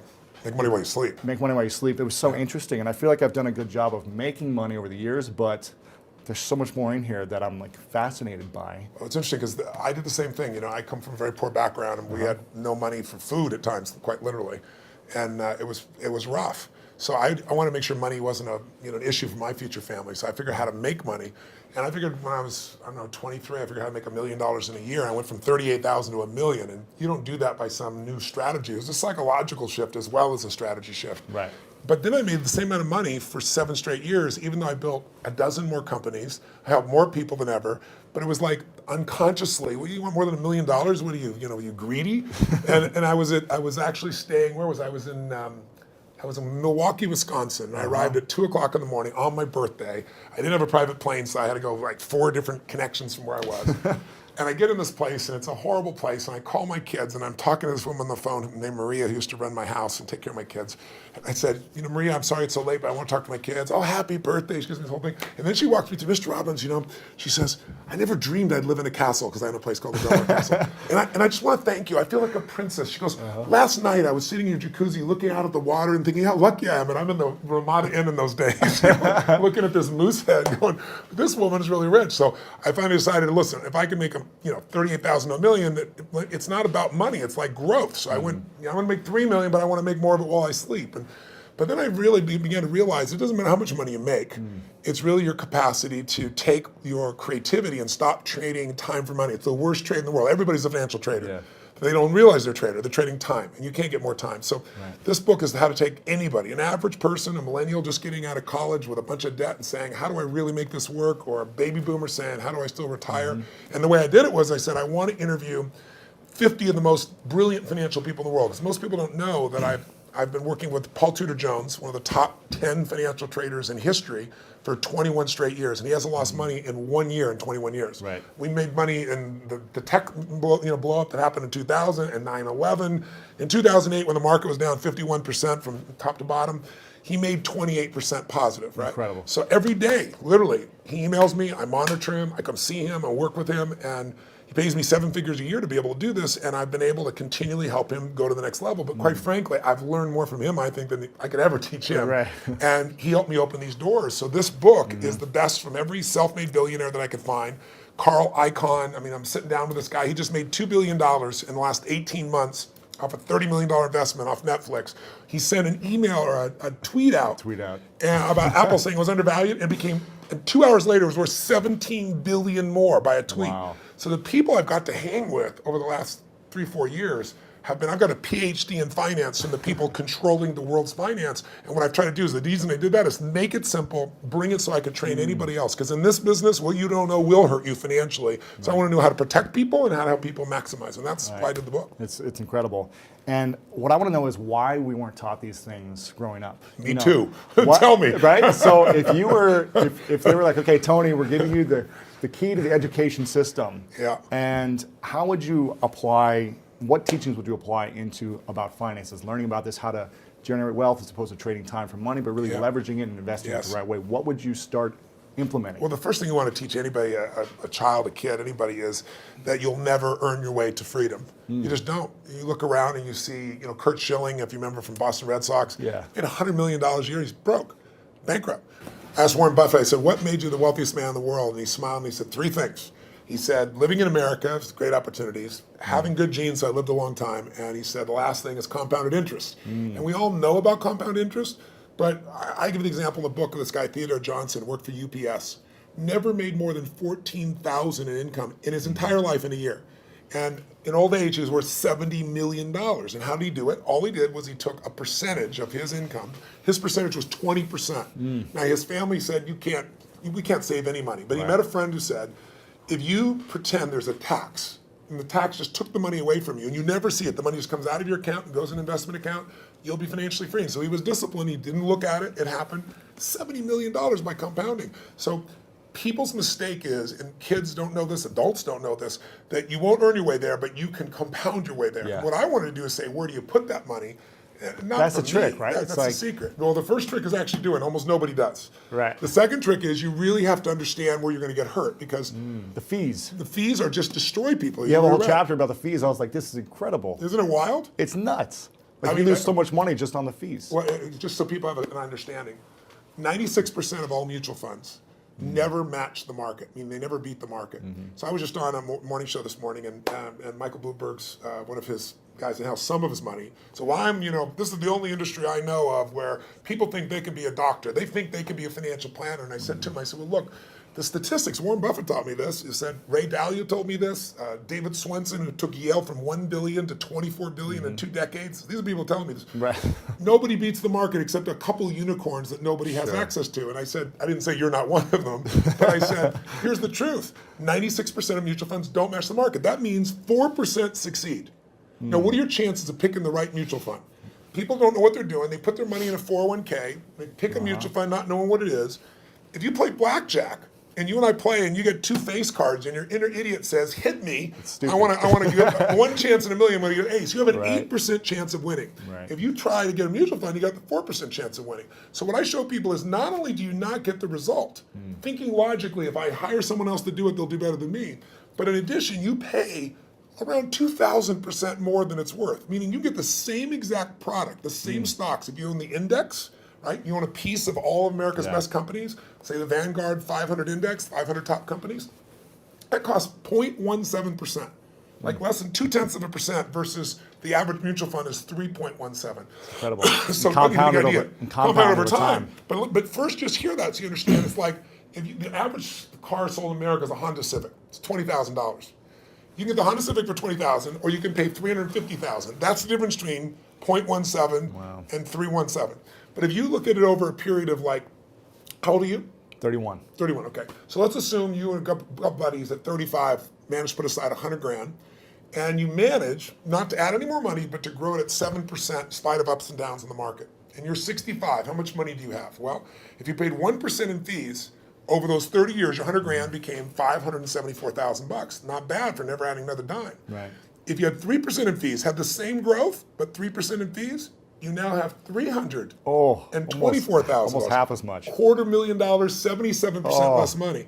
And you had the same return. It was just the fees. So the world, most people, you ask them, what are your fees? They have no clue. Right. So I've created a site where people can go, they can type it in, you find exactly what your fees are Right. and what you should be paying. And it's highway robbery. Where in the world would you pay $2,000% more for the same exact product? You can only do it because the financial industry makes things so opaque, so convoluted, and people feel overwhelmed. They And don't hard know to where look. understand. It's Very like- understand. That's why I try to come in here and go, look, time to become the chess player, not the Yes. chess piece. Yeah. Let me teach you so you understand what's going on. It's not that complex. They use all these big words, Yeah. but when you know what's going on, you don't get screwed, and more importantly, you take advantage of the system instead of letting the system take advantage of you.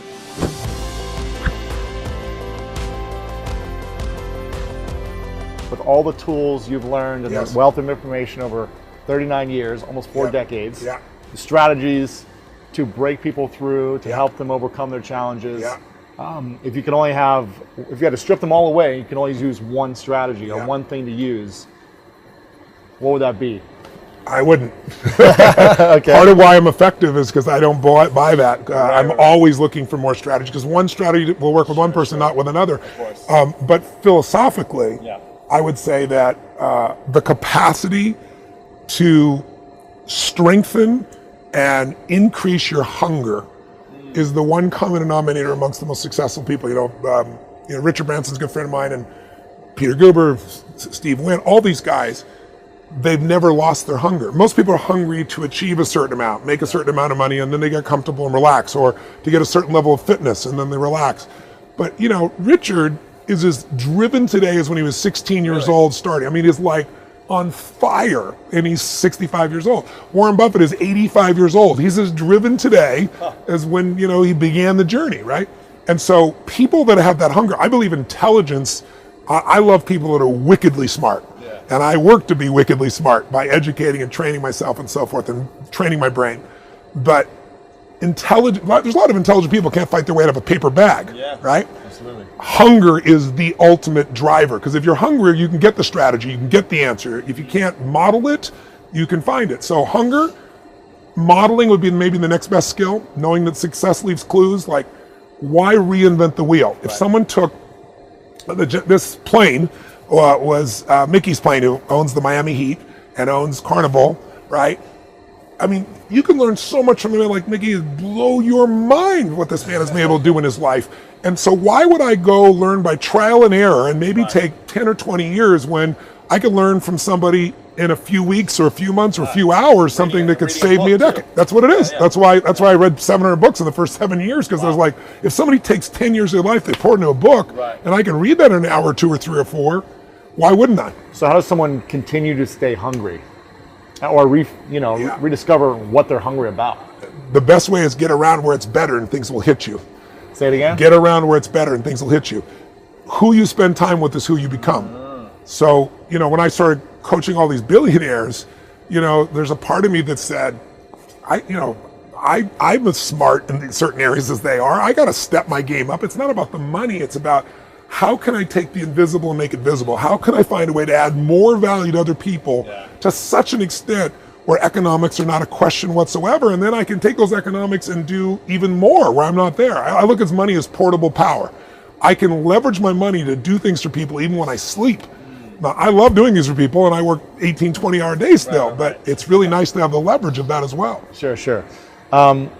In a few sentences, what would you say is your current vision for life? What's the vision you have, and what's the legacy that you want to leave behind? I saw, have you seen Hamilton, the play in New York? I hear it's incredible. Everyone is raving about it. You've seen it, right, Nick? Yeah, it's amazing. Isn't it extraordinary? It's amazing. Yeah, I loved it. I thought it was might be a lot of hype, but it was as good as the promise. Really? There's a line in Hamilton that I thought was really interesting. It says, legacy is planting seeds in a garden that you'll never see. I thought it was really interesting.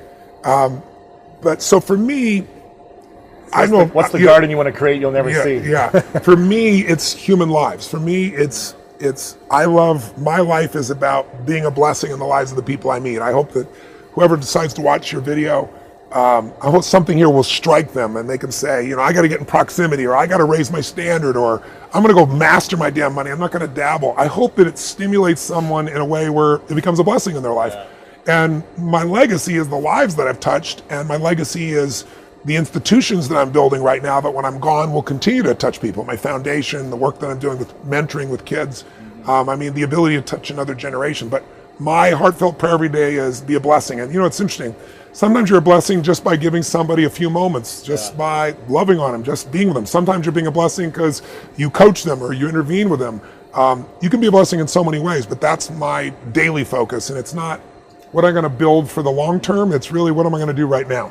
Why is that? Why do you want to create that legacy? Again, it's less about legacy than it is about doing what I'm made for while I'm here and maximizing. I want the end to have me.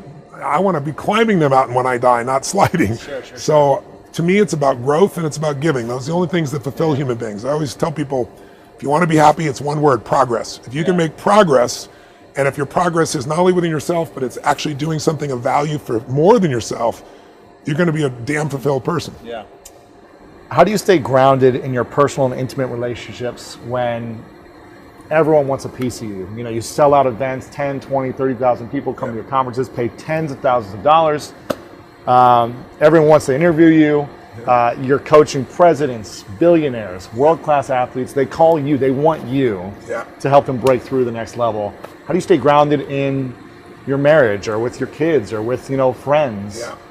My mom's craziness gave me a great gift. I wanted to be a professional athlete and wanted to be a professional baseball player. And when I got cut from the junior high school team, I figured out I'm in trouble. So I decided to become a sportscaster and a sports writer. Wow. And so I took typing when I was in junior high school. I was the only boy in an all-girl shorthand class, so I could capture everything because I wanted to be the best reporter, best sportscaster. I interviewed Howard Cosell and Woody Hayes and Dodgers and Rams. I got a job working for a daily newspaper when I was 13. And then I got this huge break, which was, I got these interviews no one had, like Joe Namath when he was so famous. I got these interviews, and here in LA, KTTV Channel 11, it's now a Fox channel, they were trying to get viewership, and so they kept trying different kinds of sportscasters. They even tried Fanny Fox the stripper. And somebody watched some interviews I did and went, holy shit, this 14-year-old kid, I was about to be 15, he's brilliant, and he's getting interviews nobody else is getting, So they called me up and they offered me the job to be the nightly sportscaster as I was turning 15. Wow. And I was out of my mind. Like the dream I was going to have when I was like 25 or 30 was happening, I'm going to be 15. And my mom said to me, your ego's too big. And if I let you do this, you're going to even get bigger. And she not only would not let me take the job, she made me quit my job working for the Progress Bulletin, which was a daily newspaper in Pomona, California, doing sports. And I hated her and I was devastated, but it created a sensitivity inside of me that along with, I think, watching athletes who would not sign a card for a kid because they were making money selling cards would make me so angry that I said, I'm never going to be one of those people. And so I'm not. I certainly have plenty of pride in what I've been able to accomplish and people I've been able to help, but I always know I'm just a guy. And while I've worked my ass off, I've also had grace in my life, I think when you achieve things, it comes from incredible obsessive focus, massive action, and figuring out how to execute and do things effectively, and it's grace. Right. And I never forget that that's a part of the formula for where my life is today. Do you think people need a little bit of ego to have that kind of drive and insanity or obsession, or is it more just belief in a bigger vision? I think, ego can produce drive, but that kind of ego will make you not be fulfilled. Yes. And we all have it until we get a few hammers, because in the beginning when you're young, especially a young man, I think even more so than a woman, you're trying to find yourself. You're trying to prove yourself to the world, and really you're trying to prove it to yourself. Right. Like in the very beginning for me, I used to attack psychiatrists and psychologists because I care about people so much, and because I learned how to handle them in an hour, and they're working with someone for 7 years, and I would just go crazy. But I was also attacking them because I was also defensive because I didn't have a degree, and so I figured I'm going to be on the offense. I'm going to show them. But as I grew up, I realized, holy shit, these people care just as much as I do. Yeah. Now I've trained 100,000 therapists around the world with my partner, Chloe Madonna. So we make films of people's lives, like suicidal people who've been through hell, and you get to watch how I do it, as I do it, and then you get to see them 2 years later to know it really worked. Right. Do you ever question choices or decisions you make today?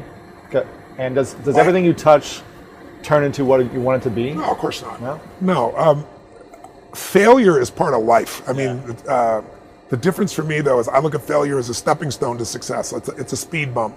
I know I'm going to fail, but it's not failure if you learn something. And so, gosh, I've made so many mistakes. I've screwed so many things up, but every time I do, it becomes a way for me to explain to someone else what it takes.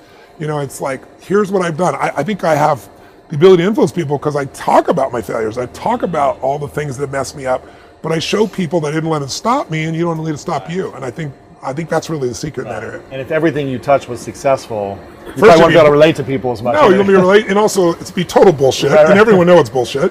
And also you'd be bored silly. Right. I mean, think about it. If you just said, I want this and it happen, I want this and it happen, you know, people don't value what they don't fight for. You know, it's like you see kids sometimes, you know, your parents will say, you're not going to value this if you don't work for it. And your kid going, I'll value it, just give it to me, right? But it's true. Yeah. You know, the things we've worked the hardest for, we value the most. So I think, you know, the purpose of a goal is not getting it anyway. The purpose of a goal, you know, is who you become. Who you become is going to make you happy or it's going to make you sad. Yeah. So I'm not looking for an effortless approach. Sure. There's no such thing. Now, I'm curious about relationships and building wealth. Yeah. Is it important or how important is it to have the right partner in a marriage or an intimate relationship in relating to building wealth? Does it matter who you choose, their mindset? Does any of that play the effect in how much you're going to make, or? It won't affect how much you make, but it'll affect how your relationship a lot, right? You know, getting on the same page is really, really important. But when my wife and I met, we both grew up very poor. But I decided that I was going to find a way to add so much value that money would never be a question for my family, and you know, it would never stop me from giving or doing or sharing anything. And I made that decision early on. So I became an earner, ways of earning. She became a negotiator, a cost manager. Her mom's number one thing is somebody comes in, she goes, sharpen your pencil. That's not a good enough deal. And so when we first met, I remember we were in New York City, and this dates me how old I am, but I remember when they first came out with digital cameras, the very first digital cameras from Sony. And it was like such a cool thing. You could take 12 pictures or whatever it was in those days. But we were down in New York City, we're in Times Square, and we went into one of those camera shops, and it was Christmas time. And I saw the camera, and I was like so excited about this camera. And I said, you know what, I'm gonna get one for my brother, my sister, my mom, and you know, I came up with, I don't know, it was like 12 cameras, and they were very expensive then. I think they were like $1,200 or $2,000 each. They were really crazy. Not like 200 for the same. Yeah, no, not even. It's a million times better. Yeah. But I went to the counter, and the guy goes, oh my God, Tony Robbins, can I take a picture with you? I'll put it on the wall. And so I said, sure. And she goes, hey, sharpen your pencil. What kind of deal are you gonna give my boyfriend here? Gosh. And I wanted to grab her by the throat and just go, what are you doing here? It's like, what are you doing? And she's like, no, what's the deal here? And he goes, oh, well, I give you 10% off. She goes, sharpen your pencil, 10%. You're not taking a picture of my boyfriend. And I'm wanting to murder her, right? And I was so mad. And so she got like 15% off and free camera cases and all this stuff. And I'm shaking my head. When we left, I was like, we had this big fight. Wow. Today, I just call her Squeaky. She's my squeaky girl. She wants to go to Walmart as if we'd ever need to go to Walmart, you know? Right. And what I do is I'm delighted by the difference. And I go, you know what a beautiful gift. I've been in relationships before where I gave everything and the people were totally unconscious with money. Yeah. So to answer your question, it's nice to be on the same page. But, you know, one day I told my wife I was coaching someone and the person gave me a $250,000 bonus. I don't care who you are. It's mind-boggling. It was like he didn't have to. It wasn't part of the deal. He pays me $1 million a year plus a piece of the upside. And he just said, Tony, you did so much for me. I just want to give you this additional $250,000 bonus. And it wasn't the money. It was the generosity that just knocked me off my seat. And so I called my wife and I said, honey, Paul just gave me a $250,000 bonus. I mean, it's like, he's so generous. And she goes, oh, that's nice, honey. Hey, do you know what I'm making for lunch? And I'm like, Wow. You know? So I used to get upset about it. Now I'm like, that's my squeaky little girl. I'm thrilled she doesn't have to think about it. I'm in charge. Yeah. And so I don't think your partner has to. One of you has to master it. Right. And you have to have some alignment. Okay. But you don't want them to be against you, essentially. Well, sometimes they're going to be. We were against each other in some ways. We're having fights. But what you eventually decide is, do I want to be right or do I want to be in love? There you go. And, I'd rather be in love personally, right? That's a good quote. And right then there. also I just said, to her, I said, listen, honey, I understand your intent. I had to go to her intent. Instead of being frustrated with her, saying, this is really actually a cool quality. And she's my opposite in that area. And we're a good balance together. Right.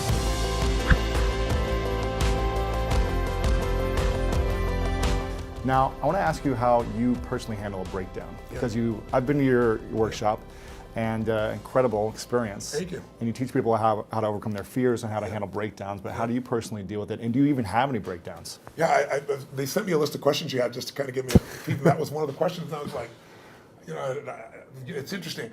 It's breakdowns. It's certainly not something I experience, but it's not because I'm so talented or so brilliant or so fearless. It's just, you're like an athlete. You're an athlete. Yeah. You're in shape, right? You're not going to have a reaction in your body like somebody who doesn't take care of themselves. Right. So, I don't believe in emotional intelligence. I think it's useful, but I'm more interested in emotional fitness, because intelligence is a capability. Fitness is a state of readiness. Interesting. If you are fit, you can take that demand right now and you can deal with it. You can deal with that physical stress, that emotional stress.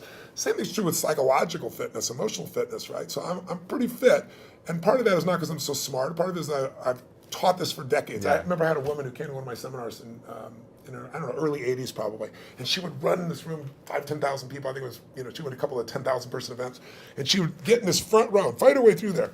And she'd jump and go for it. And at one break, she came up to me, I was signing a book for her, and she says, she goes, Mr. Robbins, I've seen you at like 8 of these. She goes, I've seen you like when you're really, I know I can hear your voice, you're hurting or you haven't slept. And she goes, you always seem to be so up all the time. How come you're so up? And I said, well, part of it is I attend all these seminars. So I'm teaching it. So there's a fitness of that. But there's also, I've buried 3 fathers and 1 mother, and that affects your life. I've had a physician look me in the eye and say you have a tumor in your brain. Wow. And so I've had those moments that when you've had extreme stress and you push your way through it, you build psychological muscle. It's like it takes a lot to knock me off. In the early days, we didn't have $50,000 to keep the doors open. How do we do it? Then I had, graduated to $5 million. I graduated to a partner of mine who kind of didn't do things well, and I ended up owning $100 million because I had to take on his debts. $100 million. But when you do all that stuff, now my companies do $5 billion, a year. So you keep expanding what I would call really the circle of the threshold of your influence. Sure. Everybody has a threshold of control, and if you get beyond it, you kind of freak out. So it takes a little bit more. I can't. So you don't really have breakdowns. I don't have a breakdown. I mean, do I get pissed off or get frustrated or tired? Yeah, but a breakdown, honestly, no. So how do you handle it if you get tired of something? I sleep when I can. Okay, cool. I mean, it's honestly, it's pretty simple. But when I've had challenging times, I mean, I have so many tools. Yeah. Doesn't happen. I pull them out. Get back into And it. mostly, it's like you as an athlete. You don't just physically break down. Right. You take care of yourself. So You're constantly training that. I think muscle. most people don't train their mind and emotions. It's like I think the most powerful muscles to me are not physical. They're as strong as important as they are. It's like faith is a muscle, courage is a muscle, determination is a muscle, playfulness is a muscle. Passion unexpressed weakens. Faith untested gets smaller. Yeah. So I'm always, I call it deep practice. I'm always pushing myself to the edge, and pushing yourself to the edge makes you stronger. Yeah. In the book, I was really excited to hear you talk about, you say the secret to wealth is gratitude. Somewhere in the book it says that. And I think maybe it was someone else you were referencing. Yes, it came from Sir John Templeton. And every day I practice gratitude. When I wake wonderful. up, and every night I always try to say to my girlfriend or someone I'm talking to before I go to sleep, 3 things I'm most grateful for. That's great. Now why, so I was pleased to see that. I was like, I'm on the right track if I'm living in gratitude, but why is that the secret to wealth? Well, Sir John Templeton is probably one of the greatest investors in history. People don't know his name. He started out with nothing. He wasn't Sir, he wasn't from another country, he came from the U.S. And he decided that he wanted to understand wealth, and so he saved $10,000, a huge amount of money in those days. And when Hitler invaded Poland, he developed a belief. His belief was, you make your money in times of maximum pessimism. Like if you were around in 2008, 9, you remember what it was like, right? you could have bought, the Sands in Las Vegas, you could have bought their stock for $2.28. Today it's $67. Wow. It's a 3,000% return. Not bad. You could have bought Citibank for less than $1, right? So people in those times, he understood that. And so what he did was, and everybody thought the world was going to end, he took $10,000, he bought every stock on the New York Stock Exchange that was $1 or less, including companies everybody thought were going bankrupt. But when things are bad, people think it's going to be bad forever. When things are good, they think it's going to be good forever. And they're always wrong. Life's cyclical. So there's a season for everything. So once we got through World War II and a few years later, guess what? Those same stocks made him a billionaire. So when I asked him, I said, what's the secret to wealth? His response really touched me. He goes, you know it, you teach it. I said, what's that? He said, gratitude. And I said, why do you say that? He said, because if you got $1 billion and every day you live pissed off and frustrated, the quality of your life is called pissed off and frustrated. Right. But if you have nothing, but you're euphorically grateful for whatever you have, you're the richest person that you're going to know. He said, so it doesn't matter how much money you got if you don't have gratitude. So I do the same thing, by the way. I have a process I call it priming, where I get up every morning. I do mine in the morning. I do this radical change to my body, kind of alter my state. And then I do 10 minutes, I never miss. And my first 3.5 minutes is what I'm really grateful for. And I make myself think of at least one of those three that's something really simplistic instead of something giant. The wind on my face, the look in one of my kids' eyes, something of that nature. And then I do 3 minutes of strengthening, healing, and I do 3 minutes of when I'm going to create my world. And I do that for a minimum of 10 minutes every day, because I believe you have to condition it. You don't just hope that stuff shows up. You set your intention each morning. Without a doubt, every day. Yeah, Every very day. cool. So what are you most grateful for recently in your life? Gosh, so many things. Well, it's Thanksgiving, so one piece. Well, one is my daughter is 40 years old, and she's been wanting to have a child forever, and she's going to bring me a grandson in a few months, which is kind of cool. Congratulations. Thank you very much. That's cool. But also, it's Thanksgiving, so for me, it's a very emotional time, because my family was fed when I was 11, and we had no food at Thanksgiving, and it touched me so deeply, and I decided I was going to give back. So when I was 17, I fed 2 families, and then 4, and then 8, and then I didn't tell me I was doing it, and then I got my friends to do it, and my companies grew, and I've fed 42 million people now over 37 years. And but you have a challenge for this, right? Yeah, well, this one, what I did is I decided, I'm writing this book, and in the middle of writing it, last summer, most people didn't even notice, Congress cut food stamps. They don't call it food stamps anymore, but I lived on them, so I know what they are, food stamps, with my family. Family lived on them. But they cut it by 8.7 billion, which means you eliminate 2 million people from the rolls overnight, and they still need to eat. Wow. So I support all these nonprofit organizations, and Feeding America is the largest in the country. And so I thought, I want to call attention to this. So if I donated all the profits of this book in advance, how many people could I feed? Because I normally feed 2 million through my foundation, and I match it. So we feed 4 million a year. And they said you could feed 10 million people. I was like, wow. I'm in. Wow. and then as the years gone by, I've gotten more and more inspired. And so now I'm going to feed 50 million people personally, not just from the book. I'm writing a larger check on top of it. But also, I'm working with Feeding America to get matching funds to feed 100 million people. Incredible. So to go from my family not being able to eat to feeding 100 million people is a pretty amazing sense of gratitude and a sense of grace. And I've done my part, but there's been grace in that as well. It's amazing. It's incredible what you're doing, and very inspiring. So thank you for doing that. So anybody who gets the book, You're I'm feeding not getting families. any profits for you. Yeah. But it'll also feed on average 50 families every book. 100% is being 100%. donated. 100%. Not only 100%, More than that. 100%, yes. That's amazing. Yeah. Now, I think I also read in the book, I don't know if you said this or someone else said this, Yeah. but the key to living is giving. Yes. Now, I think I might have heard you say this actually back when I first saw you when I was 16 at an event. And I remember thinking, I don't have anything to give. I don't have any money. How am I supposed to invest my money? 10, 20% every month. And then how can I give on top of that? Yeah. But I really understood that, it's so valuable and important to give. And I work with a lot of nonprofits myself, building wonderful. schools for kids around the That's world. wonderful. And I've seen a big impact in my life in the way I'm able to serve people. Sir John Templeton told me that he's never seen anyone tithe, which, tithing is usually 10% of what you earn, for at least a decade, who didn't become incredibly financially free. Wow. And I think the reason is, I had a moment like when my whole life changed. It was kind of twofold. I was really young, like yourself back then, right? Working my tail off, trying to build a business. I mean, you have big goals, you don't always succeed to start with. Right, It doesn't just come together, right? It was hard. And I remember I was so frustrated because I was working 18-hour days and nothing was working, and I was broke, and I felt embarrassed. I should be doing better than this. Sure. And so I was driving home from Orange County on the 57th freeway in San Gabriel Valley, out near a place in Pomona, California. It probably doesn't matter anybody else, but I can remember it so vividly because it was almost midnight. And I was at this breaking point. And then I was like, why am I not, doing better? And then I just pulled over the road, and I used to keep these journals. I still have them, written journals. And I wrote in big lines, the secret to living is giving. And I started to cry. And I realized I am so focused on what am I not getting. Receiving. I'm not focusing on what I'm giving. Yeah. So for 6 months, man, it turned me around. But then, something else to get in your body. It was in my head, it was in my heart, but it had to get in there to stay. And I started getting through some really tough times. And I lost everything financially. And I was mad at everybody because I'd loaned a friend $1,000 and, I'd been doing well. And he didn't even return my phone call. Oh. And what changed me was I was down to, I don't know, $22, $23, something like that. I don't know, it was $24. Enough that I knew that I didn't have money for food for the next week, clearly. And I didn't have any prospects. And I was living in Venice in this 400 square foot bachelor apartment, feeling sorry for myself, getting pissed off. And I thought, you know what, I got to eat.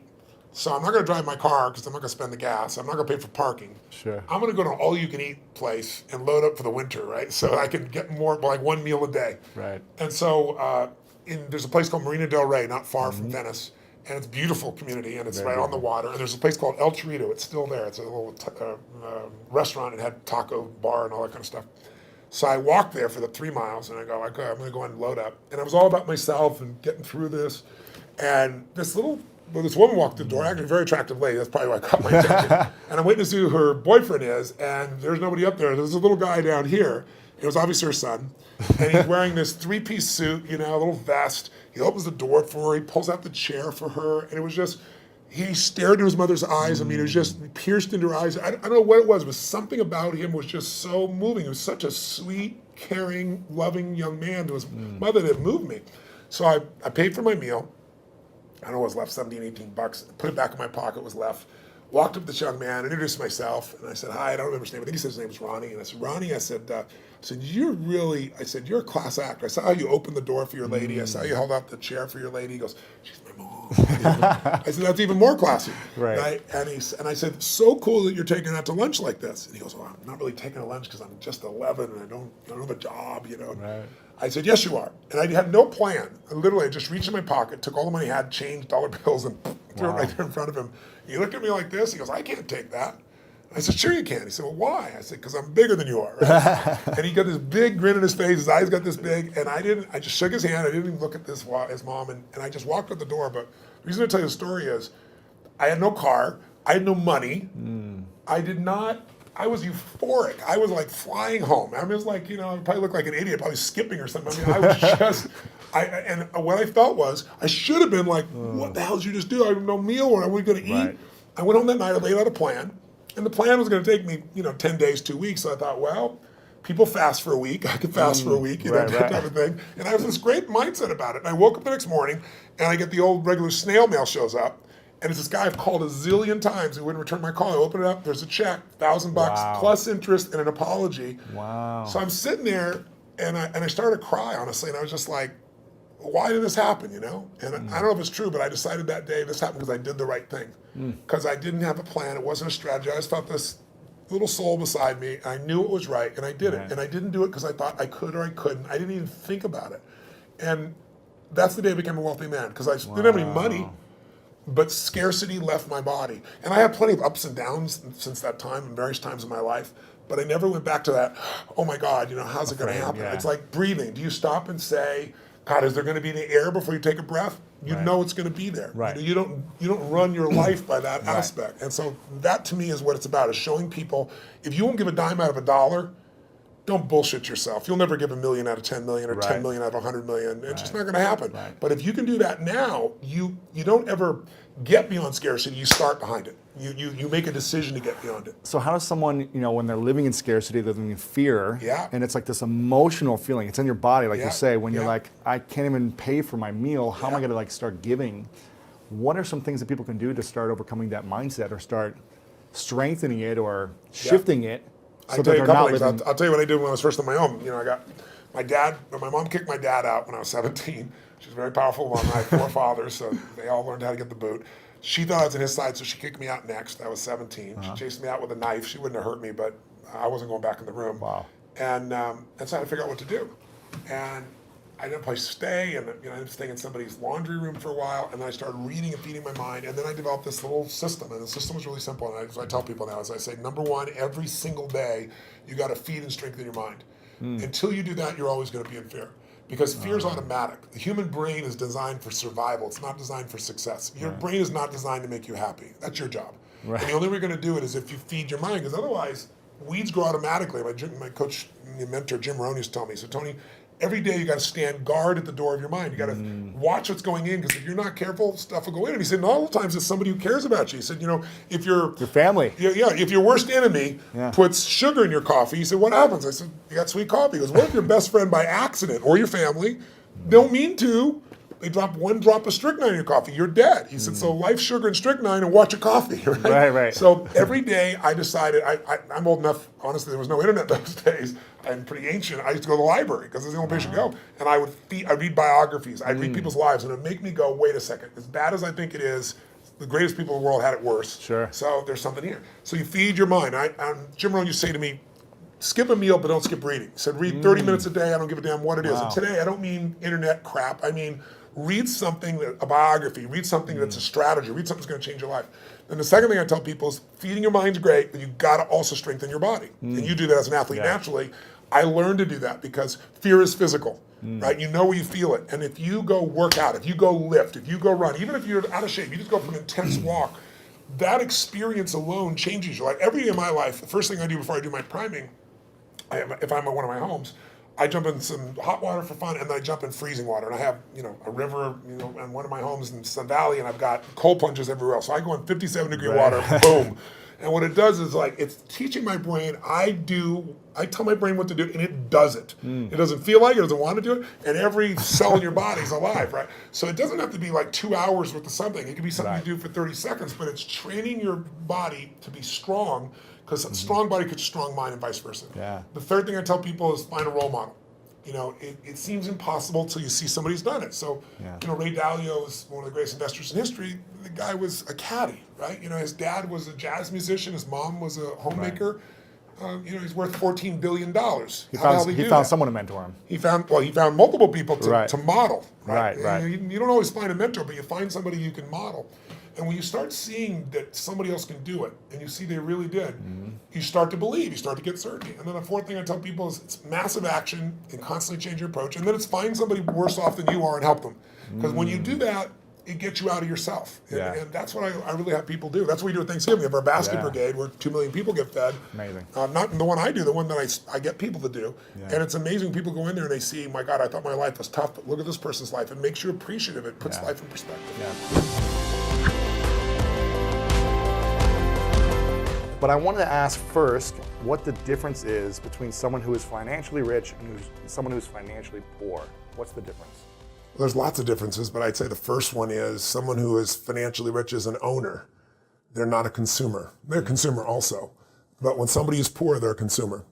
All they do is they take I always tell people we're all financial traders.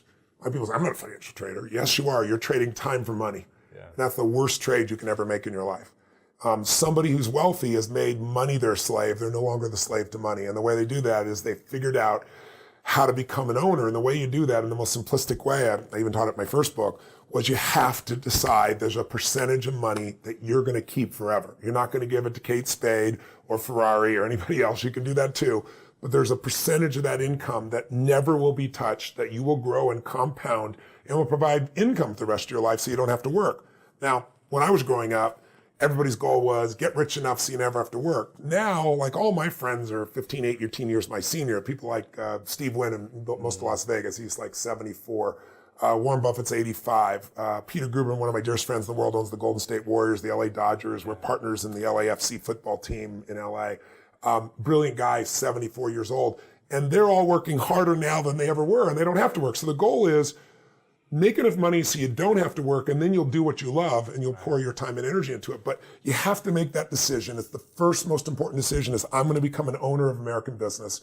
You don't want to have an Apple phone and not own Apple. And you don't want to just own Apple because any company can go up and down, right? You want to own the index. You want to own, a variety with enough diversification. But if you can just shift, and I've taught people who've told me they have no money, they can't save. It's really easy once you get momentum. There's a research project I did with a gentleman who was nominated for Nobel Prize on behavioral finance. And what he did was he said, if you can even, you need to save 15% ideally. But if you could even save 3%, because anybody can do that. They took Right. a group of blue collar workers in the Midwest and said, we're going to force you to save 3%. I think it was 3.25 or 3.5. But then everybody can go on a diet tomorrow. Everybody can save money tomorrow, right? Yeah. So his tool was, all right, you're not going to save today, you're going to save tomorrow. We'll do the 3.5%, but then you go to your employer and say, the next time I get a raise, the first 5% goes to my savings account, to my investing account. And then every time you get a raise, you do that. Well, in 14 years, the average person was saving 15%, and the top 40% were saving 20%. Now, let me explain what that means. You and I were together before. When I'm trying to explain compounding to people, everybody understands it intellectually.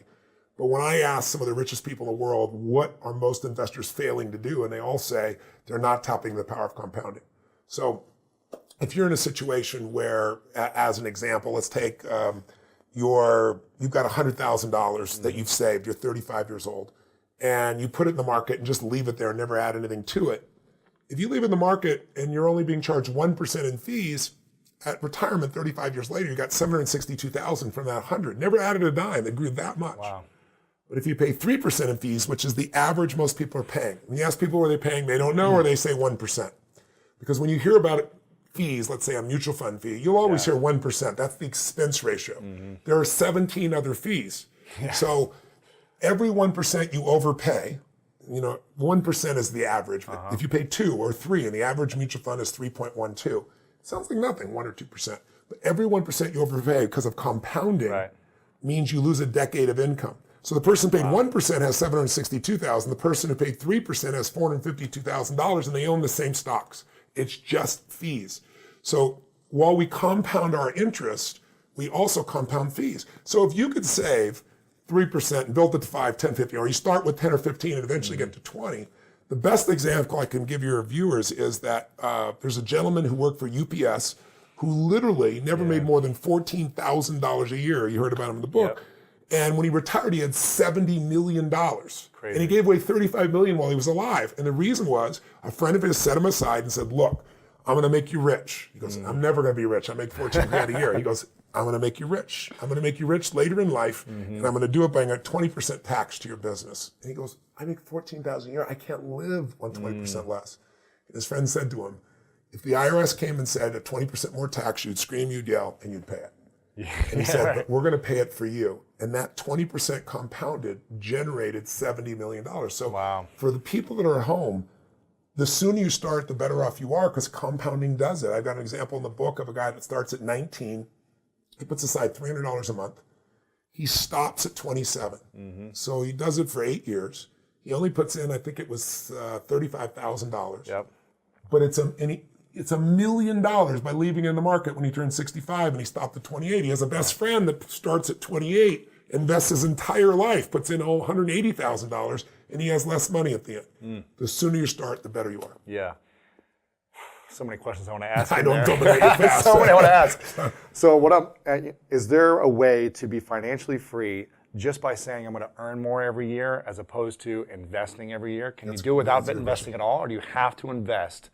And when you say put it in the market, you mean put it in index funds? Is what I'm. Well, in the book I explain you've got to have diversification. Right. And you don't just throw it in a stock and just no. And leave what it most there. people do is they go to a mutual fund and they think it sounds logical.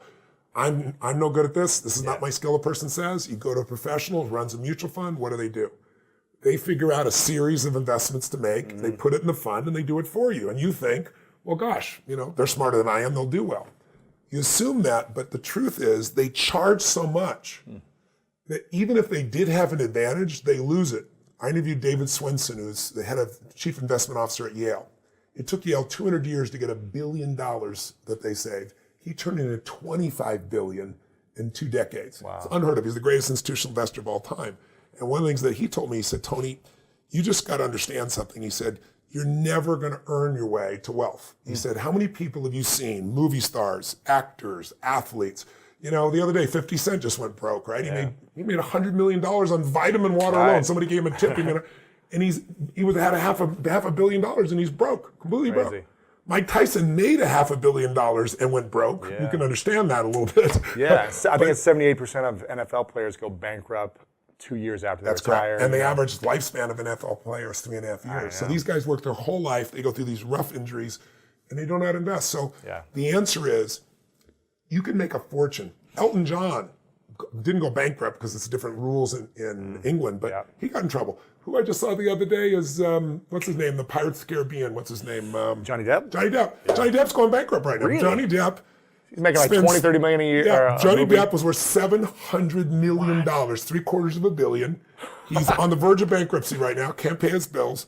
He was paying $30,000 a month on wine alone, right? Oh my gosh. He spent $3 million to take Hunter Thompson's body, burn it, put the dust into this giant cannon, and shoot his dust into space, $3 million.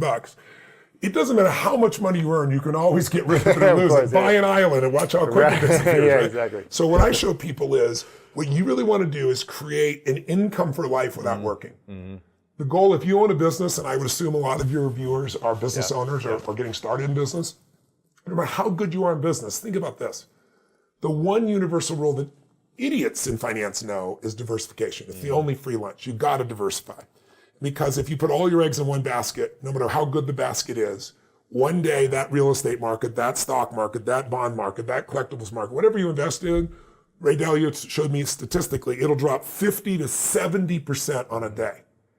Now, if you're later in life when that happens, it's over for you. Right. So you have to diversify, and yet most people, they know real estate, so they do it, or they know stocks, so they do it, or they grew up with their parents flipping things, and it's the wrong thing to do. So you've got to diversify in order for you to be able to truly succeed, and that's why when you own a business, if you put all your money in your business, which is what most of us do naturally, it's a lot of risk.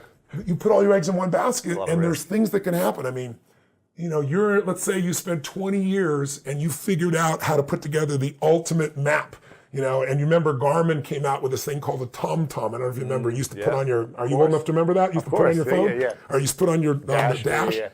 Cost $100. It was a breakthrough. They were making like 100 million or something. Or They were. 6 months later, what happened? The iPhone came out with Google Maps. These little bastards, excuse my French, came out with it, put Google Maps, put their own map on here, and it costs how much? $0. What's that going to do to your business when someone takes your product or service and gives it away for free? So I always tell people, competition happens, technology happens. What you must do is have a second business with no moving parts, no people, no time. Maybe it takes you 3 days a year for 2 or 3 hours after you've read the book. You put it in place and you measure it 2 or 3 times a year. That's it. Go on with your life. Now, if there's a trouble in your business, you're financially set. In my life, I have 31 companies now. We have, you know, what do we have? 1,200 employees, 7 different industries. We do $5 billion in sales. I mean, that used to be, you know, me and my seminar business. It's grown geometrically. But with all those moving parts, the only way I've been able to succeed is because I've taken every one of those businesses and I've diversified my assets so that when things were in trouble, I still had enough economics to take care of myself and keep the business going. So everybody needs to create a money machine that works while you sleep, that doesn't have moving parts, and that's what this is really about. You have a great cartoon in the book where there's a kid asking his father, you know, something about like, how do you invest your money, or how's the stock market work? And he says, you put your money in at the peak, it starts to go down and lose money, and so you get scared and you take it out, and then someone smarter than you makes all the money. Something like that. So and I've done that in the past, where I put my money in somewhere high, it went down, and I was like, oh, I just lost a bunch of money, let me take it out. And then I put it back in another time, and I'm like, what am I doing? So how do we invest without fear of, oh, it's going down, I need to take it out, or like trying to time it? How do we do that? Great question. It's one of the main reasons I wrote the book. I always tell people, if you just read the second chapter of the book and nothing else, it'll change your life. You can do that with multiple chapters, but that chapter is really about teaching people that winter is coming. We all know winter's coming, right, to coin a phrase, but that winter is the best time on earth. And I know that's counterintuitive, and I don't mean like being a positive thinker. I mean pure facts. So in the book, I take you through 10 facts. I'll give you a couple of them right now. The first fact I give people is, why do people not invest? They're afraid of failing. If you're a millennial, right? So you grew up witnessing 2008 when you were still relatively young. How old are you now? 33. Okay, so you were what, 27? What? 2008. 27, I guess. Yeah, 27, 28 years old. So you're a young man, and you're watching the world melting down in front of you. For most millennials, they are the first generation since the generation that went through the Depression that is not investing at the ratio they need to, even close. And they have more debt than everyone probably, right? With all the They have more loans. college debt than everyone, absolutely true. I have a friend that has $400,000 in debt, dental school. President Obama just paid off his debt 5 years ago while he was still What? president. No. I swear to God. Oh my gosh. It's mind-boggling. And he had a bunch of scholarships, but the last bit, it took him that long. So what I tell them is, listen, paying off your debt's not enough. You've got to become an owner, or you're always going to be in that place. So yes, pay off your debt, but here's what you need to know. You got to become an owner. You got to get in the game, but you got to understand the rules of the game. If you don't know the rules of the game, the old phrase is, when a person with experience meets a person with money, we know the phrase, the person with money ends up with the experience, the person with experience ends up with your money, right? Yeah. So I teach people the rules of the game so they don't get screwed. But the most important thing is this. Winter's coming, but people react. So let's take last year. Last January, 2016, we had the worst stock market opening in the history of the stock market. First, I think it was 10 days. Yeah. There was a drop of $2.3 trillion with a T. Crazy. Everybody's freaking thinking the bear market's here, the market's over, the crash is here. I think the market dropped 800 points one day, and on that day, all the richest people in the world were in Davos, Switzerland, for the big conference that they do every year. And they went there, MSNBC went there, and everybody's freaking, what's happening? What are we going to do? And they said, let's go ask Ray Dalio. Now, your listeners may or may not know who Ray Dalio is. If you're not in the financial business, probably never heard of him. You probably heard of Warren Buffett, but Ray Dalio's done more. You got to have a $5 billion net worth and $100 million to give him, or he wouldn't talk to you 10 years ago. Now, he doesn't give a shit how much money you have, he won't talk to you because he's got a closed fund. But they go and they put Dalio on television, CNBC, he's the king. What do we do? And he says, well, you don't need to panic. Corrections happen all the time. Yeah. But you need a strategy that when markets go up and down, you don't go up and down. And he said, I spent 15 years of my life to perfect such a strategy. All of my money's in that plan. And he said, it's called All Seasons, and I've never revealed it before, but I gave it to Tony Robbins. He extracted from me, and it's his book. So you got to go read his book. This is what he says on national television the day the markets are crashing. And that day, to give you an idea, which is the beginning of February, I think it was 9 days into February, the market was down 9% in the first 5 weeks of the year. His strategy, which he gave me, which has made money 85% of the time for the last 75 years. Wow. It's averaged a 10% return, just under, and the average loss, when at 15% loss, was 1.6. Right. So if you go to Vegas and you could spend 85% of the time make money, and when you made money it was 10%, your loss is 1.6, you go forever. His plan made 2% while the market was down 9%. So it was up 11% difference. Now, I'm not suggesting that's the only strategy to do. There's many. His is the smoothest ride with the least risk. But what it did was, combination of that, and then right after that, I interviewed Fed Chair Alan Greenspan. He was the head of our economy, the most powerful man in finance for 19 years, 4 presidents. He was there running. I was just with President Clinton this last week. He was the Fed chair for him. And I interviewed him for like 2 hours, or 3 hours off stage, 2 hours in front. And I asked him in the very beginning of this thing, I said to him, I said, look, if you could be put in the Fed today, what would you do? And he looks at me, and as I said, he leans forward and he says, resign. So I look at that and go, oh my God, I need to write a book that'll free people. So here's what will free you. Everyone's afraid of the crash. So here's what you need to know, 2 terms you should understand. Correction versus crash. Anytime the market drops from its high by 10% or more up to 20, it's called a correction. Right. If it drops 20% or more up to 80%, like in the Great Depression, then it's called a crash or called a bear market, okay? So how often does a correction happen? How often do we have to be prepared for it? Since 1900, we've had a correction on average every year for 116 years. So when is winter coming? This year on average. It's like, how often does winter come? You wouldn't be surprised if it stormed and rained. Now, some winters are long, some are short, some are harsh, some are light, but winter always comes. So I wasn't panicked when this happened last year. I'm not panicked whenever it happens because I know it's supposed to be. Yeah. How long does it last? Average, 56 days. Okay, so just under 2 months. What's the average drop during that time? 14% over the last 30 years, 13.5 over the last 100 years. So I use the more recent one. 14% gets your attention, right? 14% you get a little gut check. Yeah. But here's what you need to know. 80% of all corrections never become a bear market. 80%. So all this fear, and what people do is what you said you did, is they see it, it's freaking out, I'm losing money, I'm the hell out of here, and they get out. The stock market never took a dime from anybody, only you can take it from you. You sold, that's why you lost. Right. Right? So if you look back and say, what was it like in 2008? I can remember vividly being with my platinum partners and saying, you see these $80 stocks? This is 6 months before the crash. I told them in April, I brought them to Dubai and I said, these stocks are gonna go to 8 and some are gonna go to $1. Wow. And by October, and I told them what to do, so they were able to get out. October, I go on the Today Show in October of 2008 and they go, Tony, there's been $3 trillion meltdown. Pump the country up. You got 4 minutes. like, ready to go. That's not what I do, first of all. And I said, that'd be a lie. I'm not going to pump up. At that point, the $80 stocks were 8. I said, some of those, I said, I'm not a market forecaster, but I work with Paul Tudor Jones, one of the greatest investors in the history of the world, in the biggest market crash in history, 1987. He made 200%. Wow. When everybody else was losing their entire life. And I've been coaching him continuously now for 24 years, every single day. Wow. So I said, I work with the best in the world. And they're telling me, based on history in the 30s and history in the 70s, this $8 stock, some are going to be $1. And I remember the day in March of 2009, Citibank, which had been, I think, $70, sold for 97 cents. You could go and take your money out of the ATM. Yeah. It costs you more to take your money out than to own the bank, right? And then I told people it'll jump from 99 cents to $6, $10, $12 in a month or two, and it's exactly what it did, right? So what you got to know is corrections happen every year. You got to know they're a couple of months. You got to know it's 14%, and you won't lose because 80% of the time it doesn't go to a bear. Now, what about the bear?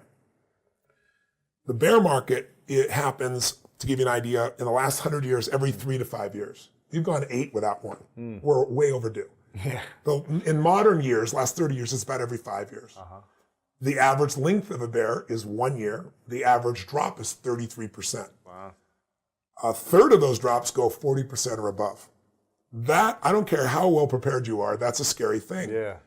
But it is the greatest opportunity in your lifetime to go from wherever you are financially to where you want to be. I hope your audience is listening right now. Hear me. If you want to leapfrog and you're a millennial and you think there's no future, or you're, a baby boomer and you think you're too old and it's too late, the greatest gift you have is coming. I know it doesn't sound like it. This is not positive thinking bullshit. This is the truth. Wall Street, the stock market, is the only place that when things go on sale, people freak out.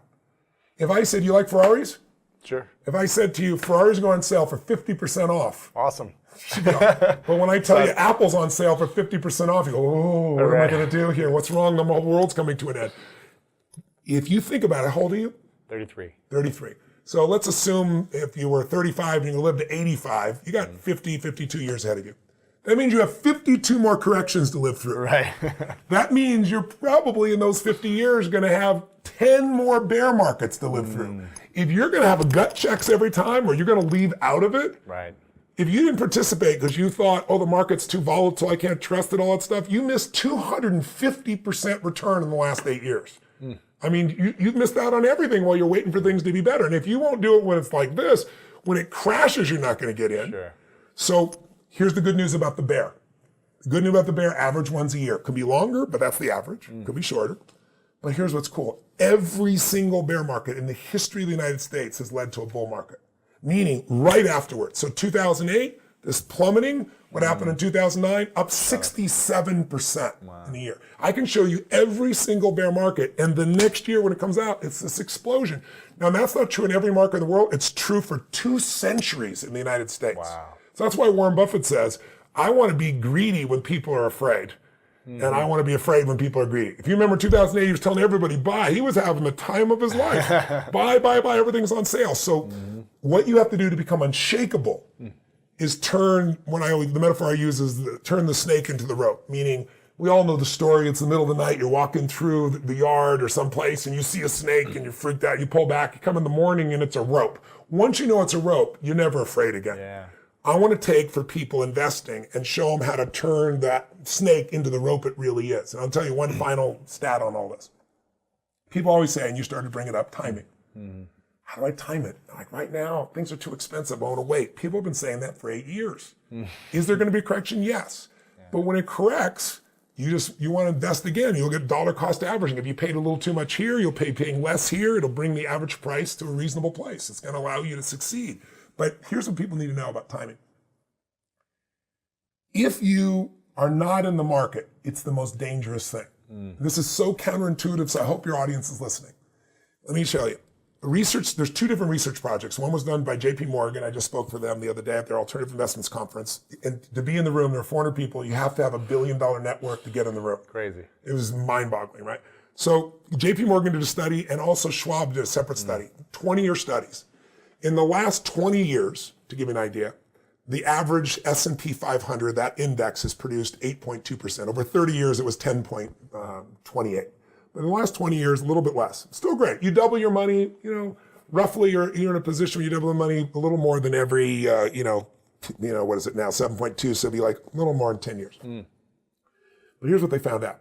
If you miss the 10 best trading days in 20 years, because you're trying to time the market and you're not in it during one of those days, you went from 8.2% return over that period per annum, per year.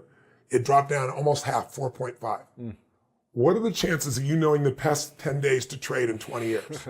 None, right? Warren Buffett said, market timers and market forecasters are only there to make fortune tellers look good because no one can do it successfully. Even if they do it for a while, it doesn't last. It's luck.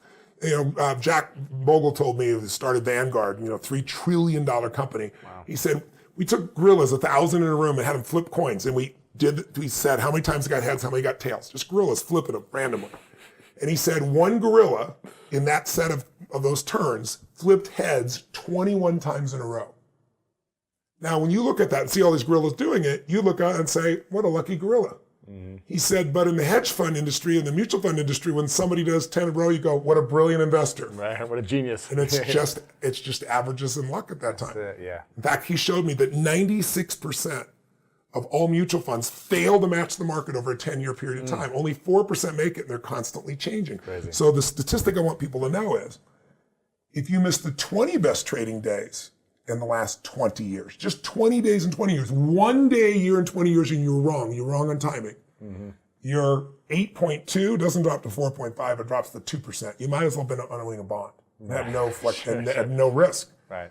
If you miss the top 40 trading days, to give you an idea, you are minus 2%. So you got to get in the market. And if you're saying, what about my timing though? Study was done by Schwab. If you got the perfect timing for the year, the right day, the best possible day to buy, some people, the worst day, someone else dollar cost averages, just keeps spending the same amount every month, regardless of prices, and somebody stays in cash. Who has the worst return? The guy trying to time or no? Cash. The cash. You get nothing for cash. Gotcha. The guy who was the best had the best timing. Got it. The guy that was the worst, the guy that dollar cost average and the one that was on the worst day were almost identical, but after 7 years, there was only a $20,000 difference in accumulated assets between the worst day and the best day. The worst was not being in the market. Right. So you got to be there. And I'm not saying put everything in stocks. We teach in the book all these different assets to diversify. But stocks in the last 2 centuries have provided the highest return. So you have to have significant exposure to that if you want to get the highest return. Got it. And what I love in the book, you say that 80% of financial success is psychological, 20% is mechanical, right? Yes. So it's not about timing and trying to figure all these things out and when's the best thing or the best fund or best This is not whatever. about trading, it's about investing. Exactly. Trading is trying to do that, and most people lose money trading. Even the guys that tell you make money, see how they're making money 2 or 3 years from now. They usually eat the dust, right? Exactly. So yes, you've got to have the psychology, and my best way of psychology is not to pump you up. If you want to be unshakable, you want to be educated, and you want to know the facts. You want to know, look, every 5 years, I'm going to get a bear, maybe 3 years. I'm going to get a correction every year, but I'm going to be in the market and make money. Do you know that 6 of the 10 best trading days in the 20 years happened within 2 weeks of the worst trading day? So when Trump was elected, the market dropped, I think it was 800 points that night. Then he, at 3 or 4 in the morning, he made a speech where he was somewhat, human and normal, and the market got all its money back, and since then we're up 14% in November, December, January, in 3 months, February, 3.5 months. So people need to understand you got to be in the market because the worst days will bring you your best days.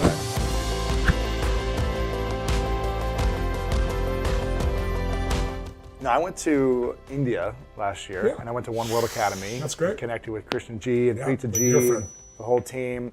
and I went for 2.5 weeks. That's And it was awesome. a game changer. And That's and I'd heard that you'd went there. Yes. And He's a good friend of mine. when I read the end of the book, you talked about beautiful state, suffering Yes. state, what I learned. Yes. And I love how you share that, you used to talk about, being in peak state as often as you can, but now you really kind of transition into beautiful state, right? Yeah, well, And Christian why G is and I that? were talking. He Yeah. said something really beautiful to me. He's a dear friend of mine. I've known him for, I guess, about 15 years. His father is one of the most powerful spiritual teachers Oneness, in right? India. Yeah. Oneness. And so, to give you an idea, he's considered an avatar there. So I went there and they had an opening. Christian G helped to organize it. And they expected 250,000 people over 5 days, and 500,000 people showed up the first morning. Wow. So it was like the ultimate craziness, if you imagine. So he's got some really beautiful grounding, and his father is not just a religious man, he's really a spiritual man. He believes whatever you believe is wonderful, but what you have to do is wire your brain so that you're connected to the aspect of your spirit or oneness. And he teaches various ways to do this. So anyway, Christian G and I, over the years, have done a lot of fun things together. And this, about 2 years ago, we were having a conversation, and he said, you teach the secret to life is peak state versus lousy state, or being energy rich versus energy poor, that a relationship, you can love somebody, but if the energy's low, it's not going to show up. The energy's high, it will. He said, what if you swap those words and you swap peak state for beautiful state? I said, that works. A high energy state is a beautiful state. Any state where your high energy would be like love or joy or gratitude or drive or courage or faith or, playfulness or fun, any of those things are beautiful states. So he goes, yeah, I agree. And I said, and then suffering states would be low energy states. So that would be frustration, sadness, anger, resentment, loneliness, boredom, whatever. He goes, yeah, that's exactly right. I said, I can swap those. He goes, if you swap them, there's something cool that you might see or do. I said, what's that, Christian G? And he said, I've made a decision that I'm going to live my life where I'm going to live in a beautiful state every day, no matter what, even if it rains on my parade, even if people do things that are unjust. And he said, the reason is because in a beautiful state, just like you teach a peak state, everything flows. And I said, well, that's pretty much what I've been teaching. He goes, yes, but if you think of the lousy states as suffering states, he said, then you can end suffering just by ending the state. And I said, I don't really relate to the word suffering, and I think most achievers do. Most achievers don't even get fearful, we get stressed. I always tell people, fear is the achiever word for stress, because if I follow your stress, it'll take me to your fear. But I realized I didn't relate to suffering. Like if you had told me 2 years ago, Tony, do you suffer? I'd say, are you kidding me? I got the greatest life, I have the most incredible wife and 4 kids, and I got 31 companies, and I'm financially free, and I have a mission I love, and I'm in good health.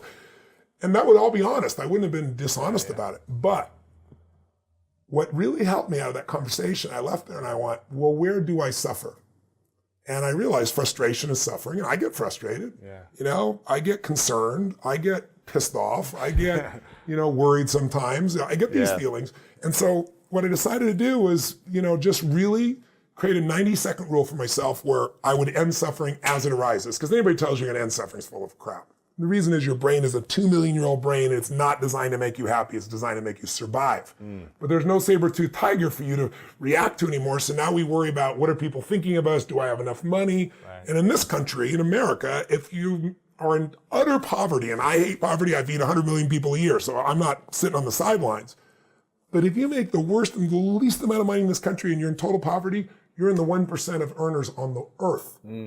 Because 75% of the planet lives on $2.50 a day. Right? So what I try to do is show people you can't build on failure. You can only build on success. So over the last 2 years, what I've done is play this little 90-second rule. And if I feel tension in me, I go, okay, that's suffering. Where does it come from? What am I stressed about? What am I concerned about? And what I immediately do is I realize the stressful thought. Since I've seen Christian G, I kind of traded one thing.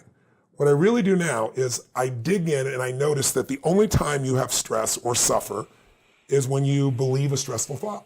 Yeah. So what would be 1 or 2 of the most stressful thoughts that happen to you most often? Because we all have them, right? And you can be an overachiever and you still do it. So what would be 2 thoughts that show up a lot that make you stressed? Something's not going well in my business, or it's not the way I want it to look or be, or, someone on my team messed up and it makes me look a certain way, or my, So there's a sense of loss. Yes, my identity, or yes. My ego gets like... Yes. So what I told Christian G is I said, I think I've found the 3 triggers to suffering. He goes, what's that? I said, it's loss, less, never. Whenever you believe, your mind believes, a stressful thought like, oh my God, my business is not going, or oh, this guy screwed this up and now I've lost something. I've lost this opportunity, or I've lost the time, or I've lost the money. Or it cannot be someone else, it could be you. You could say, I failed to do this. I did something, or I failed to do something, and as a result, I've lost something I value: significance, trust, love, money, freedom, whatever.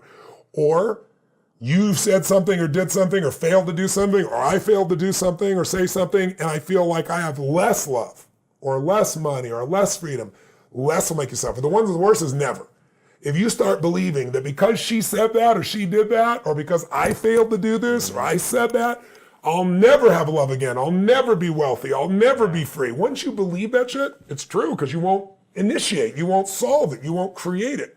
So I'm very sensitive to loss, less, never. Anything that triggers that, and the antidote to it is to realize it's not you. So your thought of, God, my business is stressful, is this gonna, I'm sure it'll make it, but a little more part of you like, is this gonna make it? Right. Or this guy screwed up and look, it screwed me out of all these things. When those things happen and you suffer, it puts you in a mode what you're really suffering about is yourself. And you were honest about it. Thank you for that. I saw you do it. You said, well, I was thinking this guy did this and it cost me this. Yeah. It's the me that makes us suffer. Yeah. When a woman will say, I'm really worried about my children, I'm really stressed, she's suffering about her children, and I'll listen to her, and I'll say, tell me. And she'll say, well, they're not doing this, not doing that. And I'll turn to her usually and say, I hope you can hear yourself, because the real reason you're suffering is not because of your children. It's not because they're not doing well, it's because you think you failed them. It's about you. Because otherwise you'd just be working on the solution. Right. But you're busy beating yourself up, feeling bad, thinking the worst case scenario, right? So the antidote to suffering, the antidote to loss, less, never, is appreciation. I always tell people, trade your expectation for appreciation, your whole life changes. So I was just doing this talk here earlier, and I shared with them an experience, and I'm fortunate enough to have my own private jet now, but it's a intercontinental jet, so I can fly straight to China. It's bigger than a Gulfstream. It's a Global Express. So it's like having your own bed in the sky, office in the sky. It's this amazing privilege. We filmed in there last time. Oh, that's right. I forgot about that. filmed the interview, Right. yeah. So it's fun. So you got the sense of it. It's amazing. just so great. But up until that time, I was chartering. Yeah. But half my business was overseas, and it's like $400,000 to fly to Australia and back on a Gulfstream. So it didn't make any sense. I finally did well enough. I sold a couple companies, made a couple $100 million, and I went and bought the plane. But before that, I would be so stressed getting on Qantas Airlines to fly to First class. Australia, First first class. class with a bed. I would be so stressed because in my Really? head I go, there's no internet. I'm cut off for 14 hours. I got 31 companies. I got this list of calls and texts and Slacks and emails, and by the time I get there, it's going to triple in size. You're gonna lose money. I'd be Yeah. all stressed out, right? And then one day I asked myself, what the F is stressful about sitting or lying when you got a bed, even on a commercial flight like that in first class? And I realized what an idiot I was, but it still grabbed me. You'd still suffer. And I remember one of the last times it happened before I got my plane, ironically, they announced on the air, they said, ladies and gentlemen, we're proud to announce we have international internet. And it was like God descended in the airplane. We're all cheering, clapping. It's so wonderful, right? And then within about 9 minutes, the thing broke down. Oh, man, yeah. Everyone's out there. Everybody's pissed. They're like, oh, this is bullshit. I can't believe this. I'm not putting up with this. And I tell a story because 9 minutes before, it was a miracle. Now, after 9 minutes, it's already an expectation. Wow. And when you have expectations, you're always miserable. I realized my happiness was so cheap because all I had to do was have this nearby and I could lose my happiness, because 31 companies, 1,200 employees, 5 continents, I think. Yeah, 5 continents now. 7 different news. What are the chances that right now someone is screwing up something with that many employees and that many businesses? 100% chance. 100%. Yeah. So all I had to do was wait and open up and find See the a piece mistake. there. It's like, I can't believe what the hell's the matter with them. See, I realized all I had to do was have my phone to be stressed. If that's true, my happiness is so cheap. Because what are the chances of everybody doing exactly what you think they should do the right way every day? Zero. Zero. What are the chances of the people you love doing what you want them to do the way you want to do them every day? Zero. What are the chances of you doing the right thing every day, even if you're talented and disciplined? Zero. So your happiness will never last as long as it's got expectation behind it. Don't get me wrong. I have businesses, I run them, we manage them, but I know that people are going to screw up, or my idea of screw up is different than I think they should be. Right. And sometimes their screw up will turn into something even better. Right? I got to give it room. So what I did was I began to realize I made the decision, it's the most important decision I believe of your life, that I'm not going to suffer anymore. Life's too short to suffer, and I'm going to live in a beautiful state every day. And the way I do it is I catch myself when I start to get that sense of stress, I let it go, and I see the idea go by. So your thoughts about this person messing up your business or not following through. If I was in a room with 10,000 people, I guarantee you 60, 70% of the business owners have the same thoughts at times, right?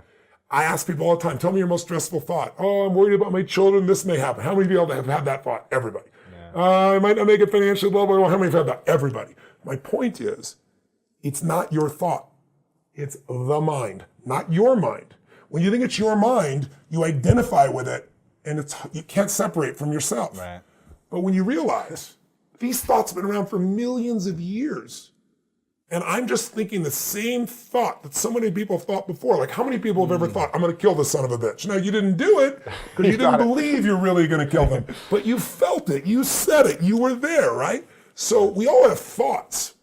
It's only the stressful thoughts we believe that mess us up. So what I try to show people is, if you can start to realize these thoughts have been around for millions of years. If I told you a million years, 1,000 or 100 years ago that we're going to go to the moon and back, you called me a lunatic or crazy. If I said 100 years ago, you're going to have a little box like this, it'll fit in your pocket, and you can click on it and you can see what the weather is any place. You can click on it and see a live person on the other side of the earth and talk to them by looking in this box. And the way it works is invisible waves are traveling around the earth, and it pulls invisible waves in the box. You go like, read between the lines. There's no way, you dumb idiot. It's never gonna happen. So what I want you to realize is thoughts are invisible waves. When you turn on a TV, it takes invisible waves, and depending on the channel, you're gonna see a love story or an adventure or a drama or a comedy, or a horror. The way you use your body determines which of those thought waves come through you. One moment you're pissed off, the next moment somebody makes you laugh. You change your body, you change the channel, you change what comes through you. So what I've tried to do in this area of beautiful state is simple. First, identify where you're suffering. What's your favorite flavor? Are you a worrier? Are you a pissed off person? Stressed, angry. What is it you do? Yeah. Second of all, decide you're going to kill that monster while it's little. You're not going to wait till it's Godzilla taking the city. You're going to break the pattern. You start to feel the stress. You see it as thoughts going by, and then you focus on something you appreciate, enjoy, or love. Appreciation, love, and joy destroy suffering. You can't be grateful and angry simultaneously. It's possible. You can't be worried and fearful and grateful simultaneously. So I tell people gratitude is one of the emotions to cultivate that'll destroy the suffering. And that's what we teach people to do. David Haywood said, do you really believe deep down that you made the choice to live the life you're living, or did it choose you? And how do you rationalize choice when there is so much we don't get to choose? Well, that's a good question. I have chosen very consciously what I want for my life, and I continue to choose. I really believe that our Creator has given us choice. And those that, look at their life and say it's not the way they want it and blame God are barking up the wrong tree. The resources are inside of us. That's number one. But I'd say number two, this idea that, rationalizing choice, I don't rationalize choice. I know it's one of the great gifts in my life, and I can make it any moment. So can you. The one power we have is the decision to change anything. You don't like your relationship, change it. Change you first, or change it. Right. You don't like your body, change it. You don't like your finances, any one of us can change it. We live in a world that's filled with answers. You got a web where you can learn from anybody on the planet now. You got access to them, So I don't see it as like rationalizing choice. I think that mindset reveals limitations in the person asking the question. I'm not being derogatory to that person. Sure. I'm grateful for the question, but I want you to know, if you're listening, that, if I asked all those watching, we all have patterns, and I'm a student of patterns. The way I can make changes in minutes for people that were stuck for years, or athletes I've turned around and developed a great amount of fame around, and the Quincy Joneses of the world, the Pit Bulls, the Serena Williams, the things that I've done with all these people that they rave about are because I know that whatever you focus on, you're going to feel. So I'll just give you one example for the person who asked this question, and for anybody listening. Yeah. I'll give you 3 patterns real fast so you can check yourself out for a moment. So one pattern is a focus. Do you tend to focus more on what you have or what's missing? I'm asking your listeners right now, and you, what do you tend to focus on? What you have or what's missing? What I have. What you have, great. When I ask this in a room, usually about 70% are focused on what's missing. Most achievers are focused on what's missing so they can go out and achieve more, right? Yeah. Nothing wrong with that. But when you stack these patterns together, it's really hard to be happy when you're constantly focused on what's missing. There's a time what's missing, so you go to work, but if you do it all the time, you can be achieving a ton, like some of these billionaires, and they're still noticing what's missing, and so they're not happy. Another pattern would be, do you tend to focus on what you can control or what you can't control? For me, can. Yeah, and I know that's true with you. Yeah. The majority of people is what they can't control. Right. Now, if you focus on what's missing all the time and what you can't control, you're gonna be depressed. I don't care if you take Prozac or Zoloft or anything else. Your depression is not a Zoloft deficiency.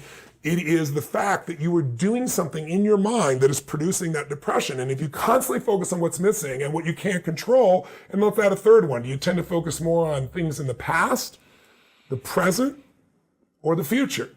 I know you do all three. We all do all three. But which one for you would you say you spend more of your time on? Past, present, or future? Well, my old self would say the past and the future. Now, after going to One World Academy, I'm very present and future. Good. Yeah. Well, there's no right or wrong. But the past, you can't do anything about it. So the more you focus there, unless you're learning something from it, it's pretty much a waste. The present is where the joy is. The future is how you do business, right? So you anticipate. So it's the ability to do this. But if you have someone whose pattern is focusing on what's missing, focus on what I can't control, focus on the past. You can give them, I've seen it. I've dealt with people like that who are suicidal. I come in, they got every drug, they're taking every antidepressant, and they're still depressed. In fact, I'll ask in audiences all the time, how many of you know somebody who takes antidepressants and still depressed? 90% of the room will raise their hand. I know people. You know people? I'm sure the people at home do. Well, why are they still depressed if they're taking antidepressant? Because all antidepressant does is numb you. But they're still focusing what's missing. They're still focused on what they can't control. They're still focused on past or present that's not the way they want it to be, or making up a future that's scary. Well, you're going to be depressed no matter what unless you take control of those factors. So the answer to this question is, I don't see it as a rationale. I see it as a gift. Choice is a gift. It's always there. You can choose what you focus on, and what you focus on is what you're going to experience. You can focus on things that make you suffer. You can focus on things that make you grateful. And of the two, gratitude is the better approach. It's not some mamby-pamby positive thinking approach. It's intelligent, because when you're in a good state, you can solve the problem 10 times better. I used to convince myself that if I'm suffering, if I'm pissed, I'm 10 times smarter, my brain goes faster, and it does. You know what I also found? I'm 10 times smarter when I'm not stressed, and I also enjoy my life Your more. body doesn't hurt, and your mind doesn't and everybody else, you're able to reach them. If you're looking for more ways to improve your life, then make sure to check out this powerful video with Jordan Peterson. If you discipline someone properly, they become disciplined, right? That means they're competent. They're organized, they have structure, they can control themselves. So I'll give you an example.